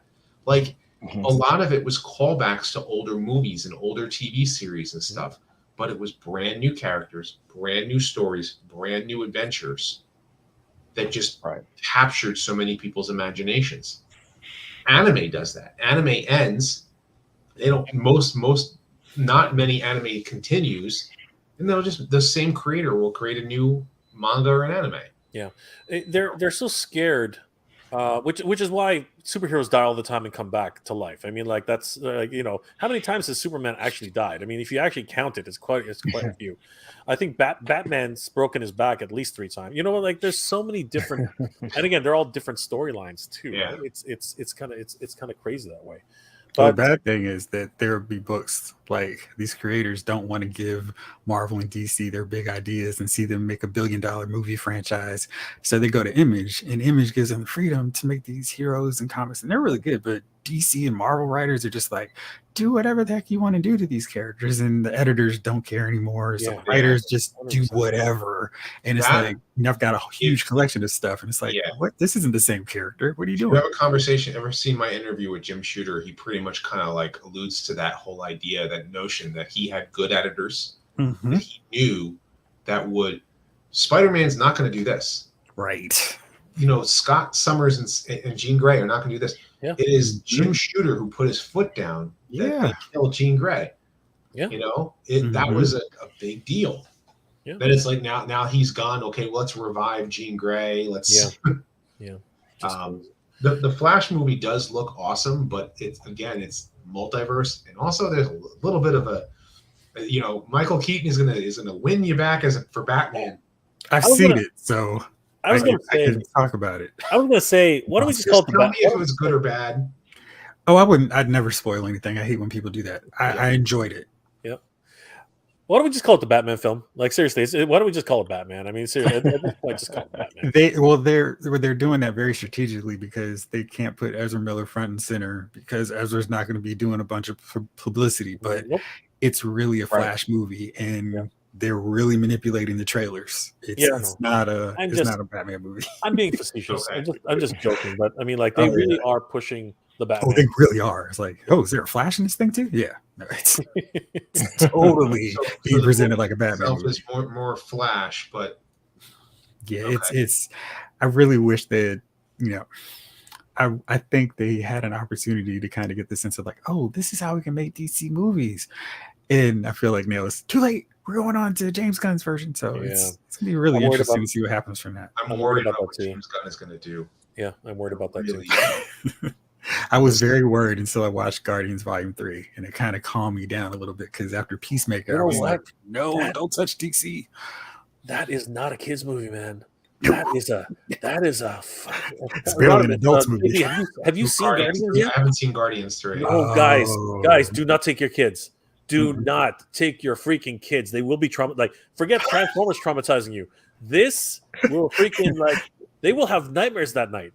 I'm not even joking. Jeff, come on, back me up here. Shoot, I had nightmares. I'm curled up in a ball. Yeah, God. It's serious. It was good. I really thought how PETA let this movie slide is beyond me. I think it was because it was talking about stuff that PETA cares about. And it was like, okay. Honestly, traumatizing. Yeah. Absolutely traumatizing. Yeah. Don't take your two kids. movies I've seen this year, and I've seen them both twice, is Mario and beautiful movie. Transformers. I thought you were going to say John Wick Chapter 4. That too. 4. You need to see John Wick 4. You need to see John Wick. Oh my God. Oh my God. JB, have you rewatched recently John Wick? The first 3? Oh yeah, What a bookend. Absolutely. What Yeah. a freaking bookend! Oh my god, just crazy. Yeah. Just absolutely crazy. They making they making 5? I They think did say it's they're a going to spin-off. do it. Yeah, I They think it's didn't make a enough spin-off. money though, didn't they? They're gonna yeah, no, I did. they're gonna get one of the other characters in there, the hotel manager, somebody, and you know what? I do feel sorry for what was that actor's name? Lance died. Reddick? Yeah, Yeah, just that's sad. it's sad. That was That was sad. sad. Right? And it leaves his hold open for a couple of video games too. I mean, he was instrumental in a whole bunch of different voice acting and stuff like that. Right? Mhm. Oh yeah. Again, a lot of celebrities dropping off now, right? Like it's pretty crazy. And But John Romita died today. I heard about I thought it was yesterday, but I did hear about Yeah, it. it was yesterday. Yeah. Yeah. His son tweeted out he was very sad. A Mhm. lot of comic book legends also passing. Like Mhm. last couple of years, for whatever reason, and I have my theories, but a lot of things happening very strange during these last couple of years. Yeah, like Al Pacino's having a kid at 82. Oh dear. Write that into the next Marvel movie. Best of luck to him. He's the true high evolution. Say hello to my little friend. Best of luck. And that little Oh my god, the higher evolutionary. Jesus. Dude, you just oh my god. Don't bring that back to me. Oh man. Mhm. Great actor Speaking though. of comic book Yeah. writers, both Buddy Ansky and Furman are going to be at BotCon in Oh, nice. August. Nice. So, Nice. A lot of things to look forward to. yep. I'm gonna be heading to PowerCon, first time ever. So it's gonna be a lot of fun. Gonna Nice. Oh wow. meet up with That's some people. awesome. See how that goes. We were big He-Man guys, so I am a big He-Man guy. Yeah, You gotta go. most of You us, gotta we try to be. we all have our levels of He-Man that we really. I think like anybody who is a fan of any of the '80s properties must have a love of He-Man at some At some point, Mhm. yeah, for sure. Mhm. Mhm. Because just He-Man was like what it set the stage for everything else, because you had He-Man, then you had GI Joe, and then Transformers, and Yeah. Mask. Silverhawks. Mask. Six. Oh, Girls had their Mask. shows too, and Oh. poor little ink for John Romita. Yeah, it's definitely but all the properties, and this and here's the other thing I did want to bring up, not really want to bring up, but one thing that Haslab really has to figure out is how to make sure that they don't overcross their properties. I mean, stop making Haslabs that literally cross over with other Haslabs, like Mhm. like freaking Star Wars crossing over with what's it called Marvel? with GI Joe, then literally practically crossing over with Ghostbusters. Ghostbusters. What the Yeah. heck were you guys thinking? Like Yeah. one of those things was not going to survive, and it happened to be the Rancor. But if they ever do that again, talk about a recipe for freaking disaster. Mhm. Although I have to say, Transformers seems to be immune to that because they did a Transformers at the same time they did. They're reasonably priced. I think it was Marvel, and I think actually Marvel really didn't like the the Engine of Vengeance did never. Oh survive. yeah. It drove off. That was not. I was just gonna say, it drove off a cliff. Just- Well, the Sentinel, I think, like a lot of people were really upset about the Sentinel. Yep. Right. Yeah. Because it was like, I guess it was breaking or something along the, those the lines. knees were Mhm. loose knees, basically. Yeah. Okay. I have a friend of mine who's actually getting his Star Saber replaced. Mm.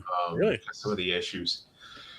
Excuse me. Bless. And it's so it's like good finally. Like I didn't have any issues with mine, fortunately, and I sent mine. I actually bought one, sold one.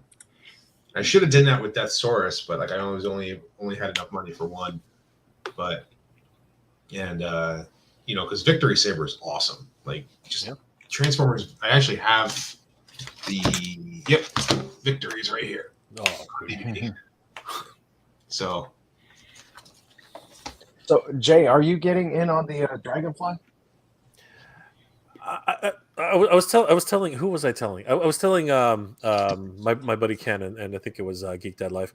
I'm that guy at the end of the line, that the one right at the top where it stops. I am that guy because I only come in at the day before it ends just to make sure I got it. But I want to see everything we get. That's basically Yeah. Yours is going to ship first. Yeah. Probably. Last one first. Then. Yeah, JB. We got the best name for that, man. We're right at the top. It's at the top. It's the way it works. Let me see if I still have this. Do you guys remember when I did that like He-Man Rodimus kind of crossover thing? That was a while ago. A long while ago now, yeah. It was a while ago. It was just like something so fun to make. Because like I had like the backgrounds and stuff like that. Because I did the meme. I also did the meme. Like, and remember, there are two types of bots in the world. Avoid them both. Like like the meme with Skeletor where he runs off. Or That's right. What's it called? The life lesson, like the PSAs. The PSAs. Yep. And you know what? That's the fun thing about 80s cartoons too. All of them had PSAs at some point. Like, you know what I mean? Yeah. Like GI Joe had PSAs. Transformers was the only one that didn't have PSAs. I wonder why that is. They actually made 5 of them, and they were basically carbon copies of the GI Joe ones. Oh, really? Were they? And they were on the DVD set. They just never aired. Oh, wow. Dang. I need to watch it. Holy crap! Yeah, that's interesting. Yeah, that's awesome. Pork chop sandwiches. Yep. Right. But I think one was "Don't Run Away from Home" with and they were all Peter. Like, they were all Peter Cullen, or that would be awesome. Bumblebee. No, Spike, come back. No, it was like some random kid. Like they had like Red Alert had the make sure you're wearing reflective things on there, and makes sense. Couldn't have tracks doing that. Yeah. The reckless Autobots are the ones giving you the best advice. That's so terrible. Don't be so vain, says Sunstreaker. Oh my gosh. If you ever do find it, Rodimus, definitely share it with all of us. I'm going to share this. I'll share the screen when I find it. That is like looking for it right now. That is just fun. Where did I put that thing? It's great. All right, guys. Unfortunately, we do have to actually wrap this up. Rodimus, thank you so much for being here. Jeffrey, JB's Toy Trunk. Guys, why don't you let everybody know how they can reach you? JB, how can people reach you, and what are you working on right now? JB's Toy Trunk right on YouTube, and as well as on Instagram, JB's Toy Trunk. And what am I working on now other than just the normal toy hunting? We got a Heroes Con, which is up in Charlotte, North Carolina. Going to go up there. We're leaving Friday, going to go to the con Saturday. But if those of you guys in the Carolinas know, North Carolina and the Charlotte area has tons of toy stores. We're so lucky and blessed to have them there. So we're going to do some hunts, some vlogs, and meet up with Man Cave and Zach Jack Dan and hang out with the buds up there. And might run into Kent Poole. I don't know if he's going to be there, but yeah, just living the dream. Like I said, starting the summer off right, living the dream, hanging out with you guys. Thank you, Jay. Thank you guys for letting me participate and be here with you guys. It's been fun as always. And like I tell everybody, always enjoy the ride in life, guys. So thank you. Absolutely. Thanks, JB. Rodimus, what are you working on right now? Anything huge, spectacular, and how can people reach you? And I got 2 retrospectives. I'm hoping to get done by the end of June. At least I'll have one done soon. I'm currently working on one character is a Beast Wars character that also appears in Rise of the Beasts, and then one will be one of the villains from Rise of the Beasts. I'm working on a video of that. So that one will be after the other. And you can find my channel, Rodimus Primal here on YouTube. You can also find me on Twitter and Instagram and Facebook as well. And that's it there. So, and then I might as well show this. Hold on a sec here if I can show it. Share. If you share it, I'll bring it up. Yep, there we go. All right, guys, let's take a look at this. This was a blast from the past from Rodimus Primal. Let's have a look. Yep. So I got here. I got Hot Rod, ready up to lift his magic sword. Turns into Rodimus Prime with the Matrix in his chest, and then I have the power. Right. Then he goes and blasts his trailer. Oh my God, that's classic. Turns into the battle. the battle platform. Oh my god, that is hilarious. I eventually did one that had like all like these like laser light cool colors and stuff like that. Unfortunately, that I can't seem to. I mean, I'm looking for it right now. I can't seem to find where I put that. Like, I think I don't know if I shared it on Instagram or if it was on Facebook or one of them. And then another blast from the past. If you are a fan of, just present this really quickly because I know you're looking to wrap up. This is another blast from the past for anybody who's watched any anime or read any manga. The JoJo reference right there. Yep. Yep. Are you approaching me? Oh, that's hilarious. What's hilarious is I shared that with the Hasbro team and they were laughing. Yeah. Like I don't work for Hasbro. Don't get me wrong. I don't work for Hasbro. I just, they recognize me as far as like media is concerned. So, hey Ken. Hey, what did I miss? What did you miss? The whole stream.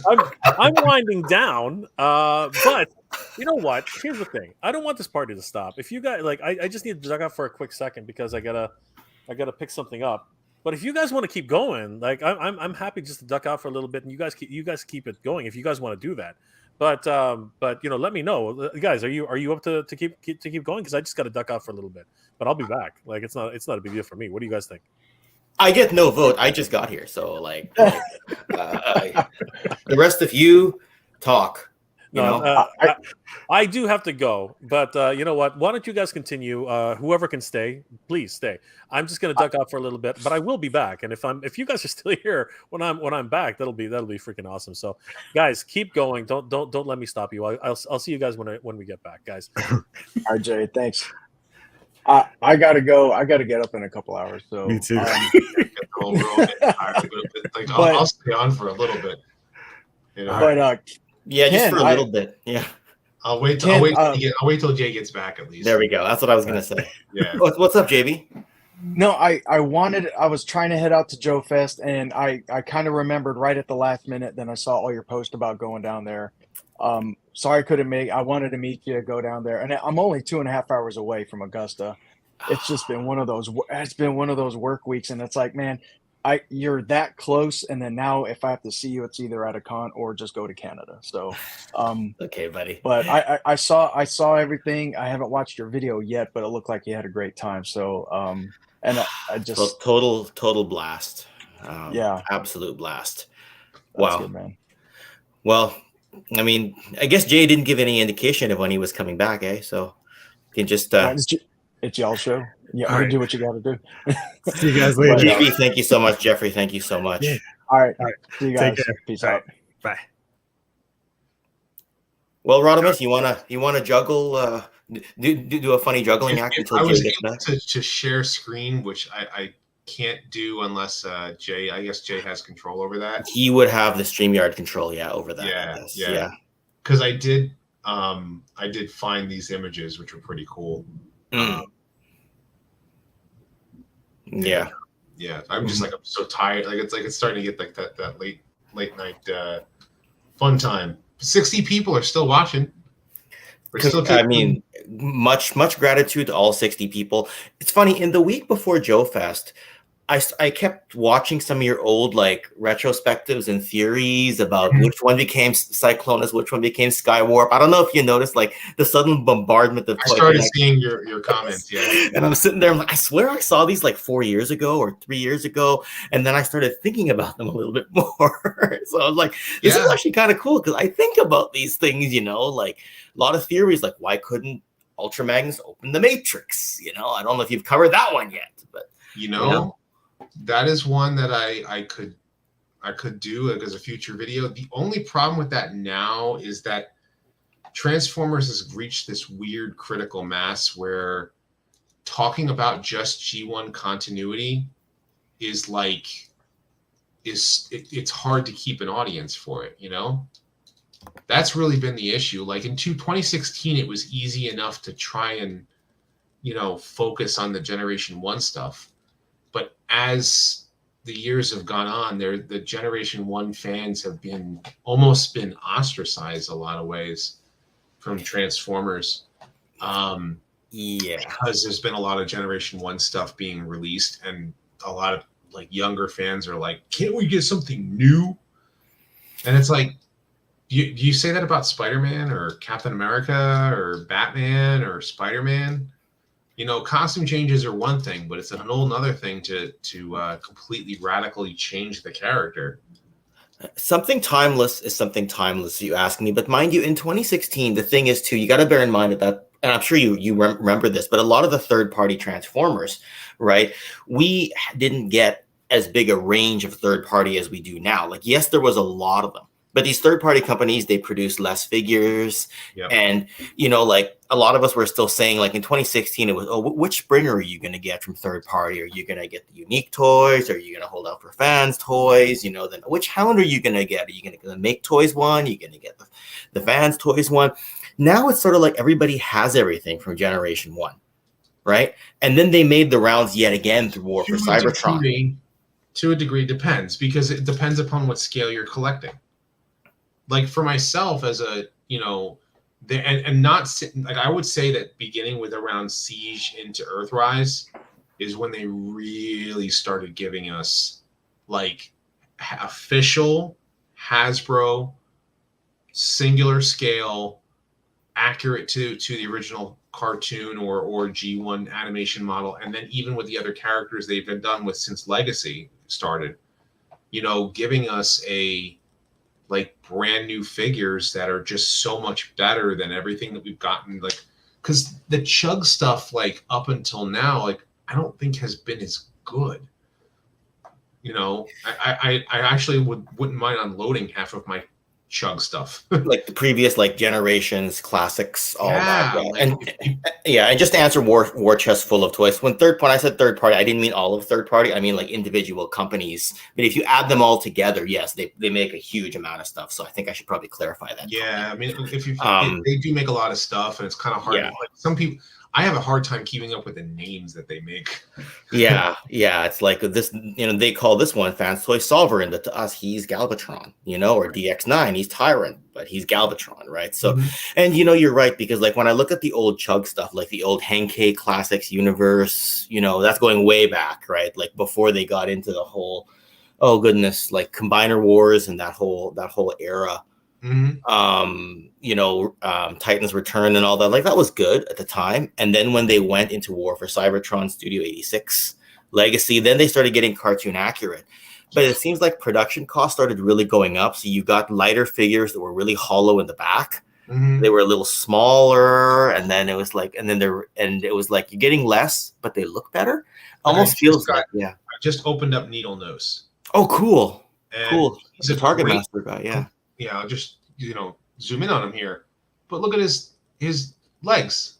Look at his forearms, and the forearms don't have to be like you don't have to worry about his fists transforming into them. Like there are some like Jazz, like you almost have to have the hollowness on his forearms. Yeah, he doesn't need the hollowness. So they make third-party kits that fill in the gaps, but you have to buy the third-party kits because they're all 3D printed plastic. Right. And unless you can get the files and have a 3D printer yourself, you're spending like $15 on some 3D printed parts for him. That's just it. Is it worth it? A lot of people would say, I'll just take the picture from an angle that doesn't show the hollowness. Right. You know what I mean? And then, of course, the Target Masters are literally like G1 Target Masters to the point where that's the articulation. That feels like it's so 1988. Yeah. It was great back then because it was so innocent, but we've aged up and our standards have kind of changed a little bit over the years. But same thing with this is the other one because it's a dual Target Master. That's right. That's right. When they would have the dual shooter. Yeah. And I'm looking at it, I'm going, they could have done it better. So I'm sure a third party is going to make, the Target Masters. They'll make they may have already made the filler kits. They already get like all that stuff. And so, yeah, you're right. They're making much better accurate figures, but they're getting much more hollow. And this is where I'm starting to say, like, if a third party makes a figure in this scale and is as good as they have been, like Magic Square with their Legends class, or if they start like going on with this scale, they would kill Hasbro's business. They'd all kind of have to band together and do it, though, right? Like it's like one third-party company isn't gonna have that ability. But yeah, they'd all have to kind of work together. Once one breaks the ice. Yes. Once one breaks the ice, you know that it'll start happening. But will it? Yeah. I would like for them to make a better Minerva figure. Like, she's nice looking in bot mode, but her car mode, not so much. But yeah, again, I'll never buy another Rodimus Prime figure after this one. This is just amazing. That's the commander class, right? Yep. Yeah. You'll never buy another one, but what? So you got to change your handle then to something else. Well, no, you're missing the point. Like, I'm not going to buy another Rodimus Prime figure because I don't need to buy another Rodimus Prime. I didn't miss the point. What you're saying is you're already at the summit. That's what I. Like this is like top tier. Like, they've already done it. They've already got me to the point where I'm like, you finally satisfied my, like, I wanted a good Rodimus Prime figure, and you finally gave me a good Rodimus Prime figure. And granted, I had to toy hacks and paint the face, but boy, did they hit the mark. It's a great freaking figure, trailer and everything. Yeah. I mean, I don't know. Like, if they could have done it this good like 10 years ago, it kind of makes you wonder, like, did they purposely leave bullets in the chamber just to make, I don't know, like break glass when it's an emergency or something and make these better figures really What I've been told is that Hasbro, and this is probably true with Mattel, is they have a budget of what figures they can make for the year. Okay. And these are the figures we can make. All right, this is how much money we have to make those figures, or the allotment that they're telling us that we can make it with. Then what happens is if cost of production goes up, they have to go back in and go back to the design board and change out the tooling. So they'll have to add the gappiness. They'll have to add that stuff. So when they make those figures, they have to like incorporate that kind of stuff for cost cutting measures. Fair enough. And because they have a certain budget about how much money they're allowed to spend. And a lot of these big corporations are bean counters. 100%. I mean, the other thing too is like you said, if the Rodimus Prime is that good, I mean, the Skylinks from Earthrise was pretty good too. How do you even top it? Like, is there anything left when they go back and refresh again? Like when they make a Legacy, one of these characters or whatever comes after Legacy. Well, that's why they started diving into the other lines. That's why you see Armada Starscream. That's why you're seeing Hotshot. That's why you're seeing some of the 1988 characters and 89 characters. That's why you're seeing some of the comics universe characters, because they know, they're going to make a certain amount of characters per line, and also what could they recolor. So, in your experience, does Armada, Energon, Unicron trilogy stuff sell? Like in my experience, it's a little. People aren't as interested in that stuff, right? Our age, no. Okay, fair enough. The people who were 5 years old in 2002 are feeling nostalgic for Armada currently right now. Okay, no, that's fair. You're right. I'm kind of looking at it through my own rose-colored glasses, which ends like at the beginning of Beast Wars, right? Kind of thing. And then I circled back to catch the last couple of seasons of Beast Wars because I heard it was really honestly good. Believe though that had Armada, I don't know. Like, I feel like there's a part of me that feels like that they should have done a 2002 version of the 80 series, like instead of going completely changing it, because to me I feel like I separated myself from the Unicron trilogy, even though I bought a lot of the Unicron trilogy toys. So did I. I think Unicron trilogy burnt me out of Transformers, like until Chug. Like, I was ready to give up on Transformers until Chug came along. And then we wouldn't have the Rodimus Primal channel if that was the case, right?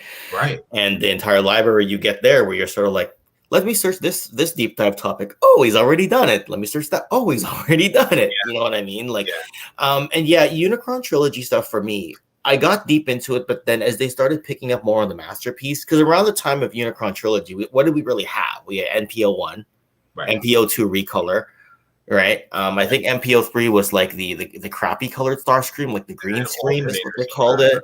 And we had a bunch of alternators, which unfortunately, the car modes are cool, but they didn't age well. Like, remember when alternators were all the rage and nobody could find them? And then all of a sudden it was like, oh, well, Chug's out, or not even Chug. They started doing better masterpiece stuff or more mainline masterpiece. And everyone's like, you want my alternator sideswipe?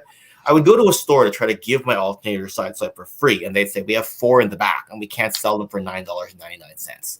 If I see another one, I'm just going to throw it in the trash, so you may as well bring it to freaking Salvation Army. I'm like, all right, great. I think I gave mine to a kid eventually or something. I can't even remember the story. The only alternator I bought was Smokescreen. But that's the one everybody remembers, especially the die-cast version, if you had the Vinyltech version. No, I had the very first US alternators. No, yeah, last one I bought, and I was just like, I'm tired. Like, it was just like, it was already enough. Like, because the Unicron trilogy stuff, so much stuff was coming out, and I said to myself, I was like, now I'm thinking about it, I'm like, should I bought all that? Did you keep it? Because I didn't keep any of my Unicron trilogy at all. I actually need to sell it. Like, I have a bin full of Unicron trilogy. So I even imported Tidal Wave from Japan. I was gonna say that's the best figure because that was the Micron Legend Shockwave, right? The purple. And sorry, in the chat, if we're getting too hot and heavy into like the really like deep dive Transformer stuff, like the really deep cuts, let us know. Yeah, if you want us to talk He-Man, we can talk He-Man because or if since Mega J's Retro's channel uses the Mega Man, we can talk Mega Man. I can certainly talk Mega Man. I can talk a little bit. Sorry, it's just I think this is my first extended conversation with Rodimus because I think we were briefly on screen for a little while last time, but this is our first extended conversation. And I just whenever you talk on your videos, I'm like, if there's one person I can like geek out on Transformers with, I think this is my guy. You know what I mean? I think Jay, you did this by design. You're like, oh, Rodimus is on. He's kind of from YouTube Transformer stuff a few years ago. Ken, you've come into the scene in the last couple of years. Let's put your brains together, right? So, well, gentlemen, thank you for holding down the fort. I found it. You found it. Okay. I did find it. What did you find? Let's have a look. So let me get this up real quick. Let me present this. I just love that. Oh, you found it. Oh, this is the one. Oh my God. Yeah, fabulous secret powers were revealed to me the day the sword. And said, yes. Oh my God. Right. Yes. I love it. I have the power to light the darkest. Oh my God, that's hilarious. Nice rhyme too. Oh my God. I freaking love it. Shoots the beam. Hits the trailer. My trailer became a battle platform. That is, I love it. And I became Rodimus Prime, the most powerful Autobot leader in the universe. Oh my God. That is amazing. And great point, Monkey Jeebus. That's amazing. Holy crap. Have we congratulated Rodimus on 100,000 subscribers yet or no? He congratulated himself. He did the flex this afternoon. Okay. Did he? Did he? Okay. No, but Rodimus, congratulations on my old school stuff there. But yeah, I think I wanted to bring something else up. I did the Yara Yara Dies. There it is. Okay, here it is. Me slag want to fight enemies. Me melt them down to molten slag. Seriously, they named you Slag? Do you realize how offensive your name is? I already have called Hasbro and spoken to their management. From now on, you'll be called Slug. Me Slag don't like question from enemies. You lit him on fire. Me Slag say you both. Oh, that's classic. Oh my God. Have you posted those anywhere? That's awesome. Those are brilliant. Oh my God. Those are brilliant. Yeah, you should post them. That was like a year and a half ago. I did that. Yeah. Did you put them on your Instagram? Like, It's on my Facebook. Okay. Okay. You go on my Facebook, Rodimus Primal Show. There's a whole bunch of images I have up on there, and Yeah. you know, I did a fusion dance too. This is kind of funny because if you saw my Huffer video, you know, yeah. I remember. right. That. Yeah. So I got Huffer and pipes. Oh, And yeah. they go this is fusion. Ha! Oh my god! Yeah. Oh my gosh, that's hilarious. Oh, that's really cool. So show and tell time with Rodimus Primal too. These are like fun things that I used to do a lot with my Yeah. you know on my presentations and stuff like that. And I think I wonder if it helped my channel or not. I don't know. You know, they as you probably know, a lot of people say to experiment with your channel, and you never know what happens. And it can definitely grow it 100%. I think so too. You know, But then why am I telling you that? I mean, and it's just more meant for like fun images and stuff like that. But that's the point, right? As long as you're having fun, that's really what it is, and people have fun with you, right? That's really what that's kind of the idea. Yeah. The biggest issue right now, I think, is with the new movie. Is this? There's a disconnect between Generation 1 fans and Bay fans. Yeah. And it's a very hard rift that, like, it really goes so far deep that, like, I wonder how, like, why Bay fans don't seem to grasp why older fans want some of their properties taken care of in a certain way. Like, yeah, it's like, because He-Man remains He-Man, Ninja Turtles remains Ninja Turtles, Transformers constantly changes. Yeah, it's never actually been out of the public consciousness. Maybe a tiny blip, I think, around the 90s. I think that was more or less where it sort of ducked out. But then in the US, Roddy can correct me here, around 1990 it ducked up, but it was still prevalent in Europe and Japan. Yeah. And then all of a sudden Generation 2 came out, but Generation 2 came out with a whimper. Yeah. Beast Wars. And Beast Wars saved the Transformers franchise. Yep. That's absolutely true. Absolutely. It added to the lore. Not to the degree that Transformers does. Not even close. But it does change. It's a full transformation. Like, animated was one of the more extreme. Well, was it animated or was it which is one that we're like, I would say the Unicron trilogy was kind of a big, like, actually, that's true. Change. Yeah. Then you had, then of course animated was trying to be, yes, it was different, but if you notice the thing about animated and why I really liked animated of all of the different Transformer series, like, post Beast Wars, is it actually tried to incorporate a lot of stuff from G1 into modern day, like with some of the changes. Yeah. But it only went 42 episodes, and you had the Cartoon Network, and some of it was a little bit too childish in its design and some of the characters they chose and the humor. It was definitely Cartoon Network humor.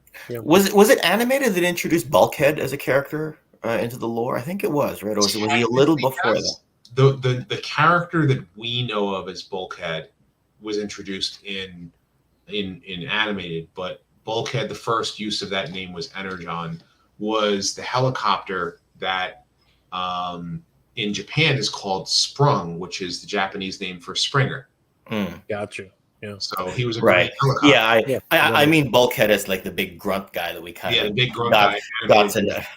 And that was inspired by Mighty Orbots. Yeah, actually, I can see that now. Yeah, because the entire Derek J. Wyatt's whole mindset when he was designing animated was Mighty Orbots. Gotcha. Like, it's pretty much instead of Japanese anime, let's go Mighty Orbots. Like, Mighty Orbots, I think was a different anime or whatever. Like, I think it was. It was actually produced for the North American market, but you could tell the anime influences. I mean, the squash and stretch was very much there. It was a whole hodgepodge actually at the time. They were just trying to get into the giant robot craze. That was kind of so But guys, thank you so much for being here tonight. I do actually have to wind down. So apologies to everybody for ducking out there for a second. Something just came up, so I really had to take care of it. But I want to thank my my special guests, Rodimus Primal, JB's Toy Trunk, and of course Jeffrey Lyle's Toy Files. Ken, since Rodimus has already said what he's been working on, what are you working on, my friend, and how can people reach you?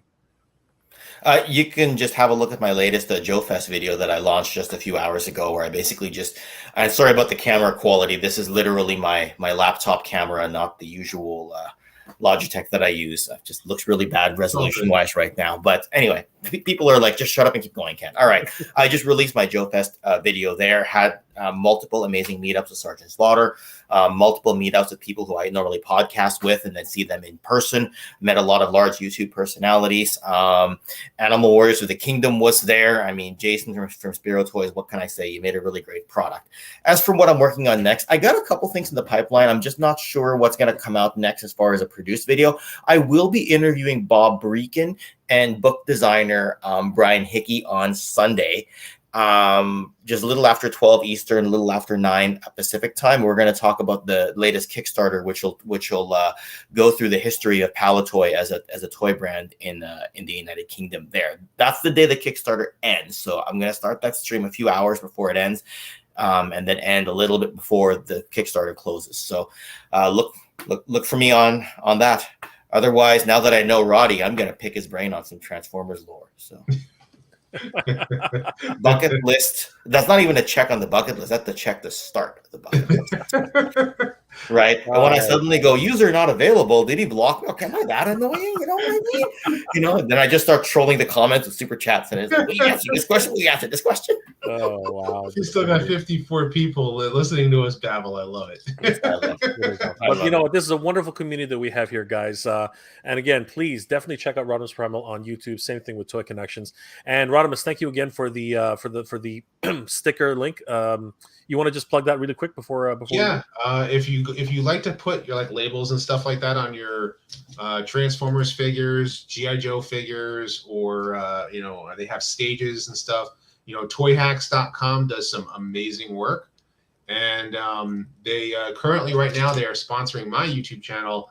If you use the code Rodimus006 from now until the end of June, you get an additional 15% off your order. And of course, it helps my channel. So yeah, cool. So, it is pinned on the comment section, guys. So definitely grab that and use that whenever you can.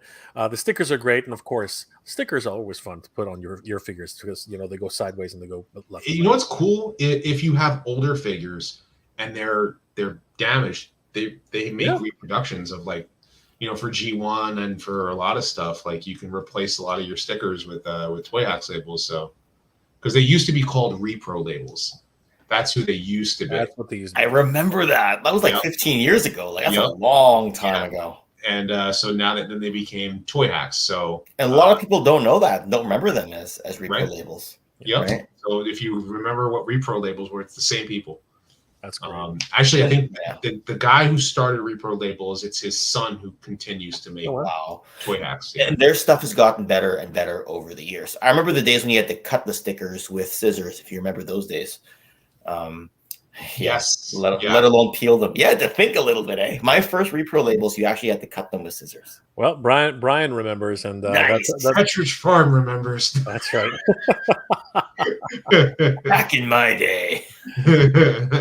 Guys, thank you so much for being here tonight. I want to thank my special guests, Rodimus Primal and Toy Connections. Definitely check them out on YouTube. Guys, I hope you're all doing well, staying safe. And as always, everybody, thank you very much for watching. Good journey. Till all are one. Till all are one. Keep proud. Till all are one.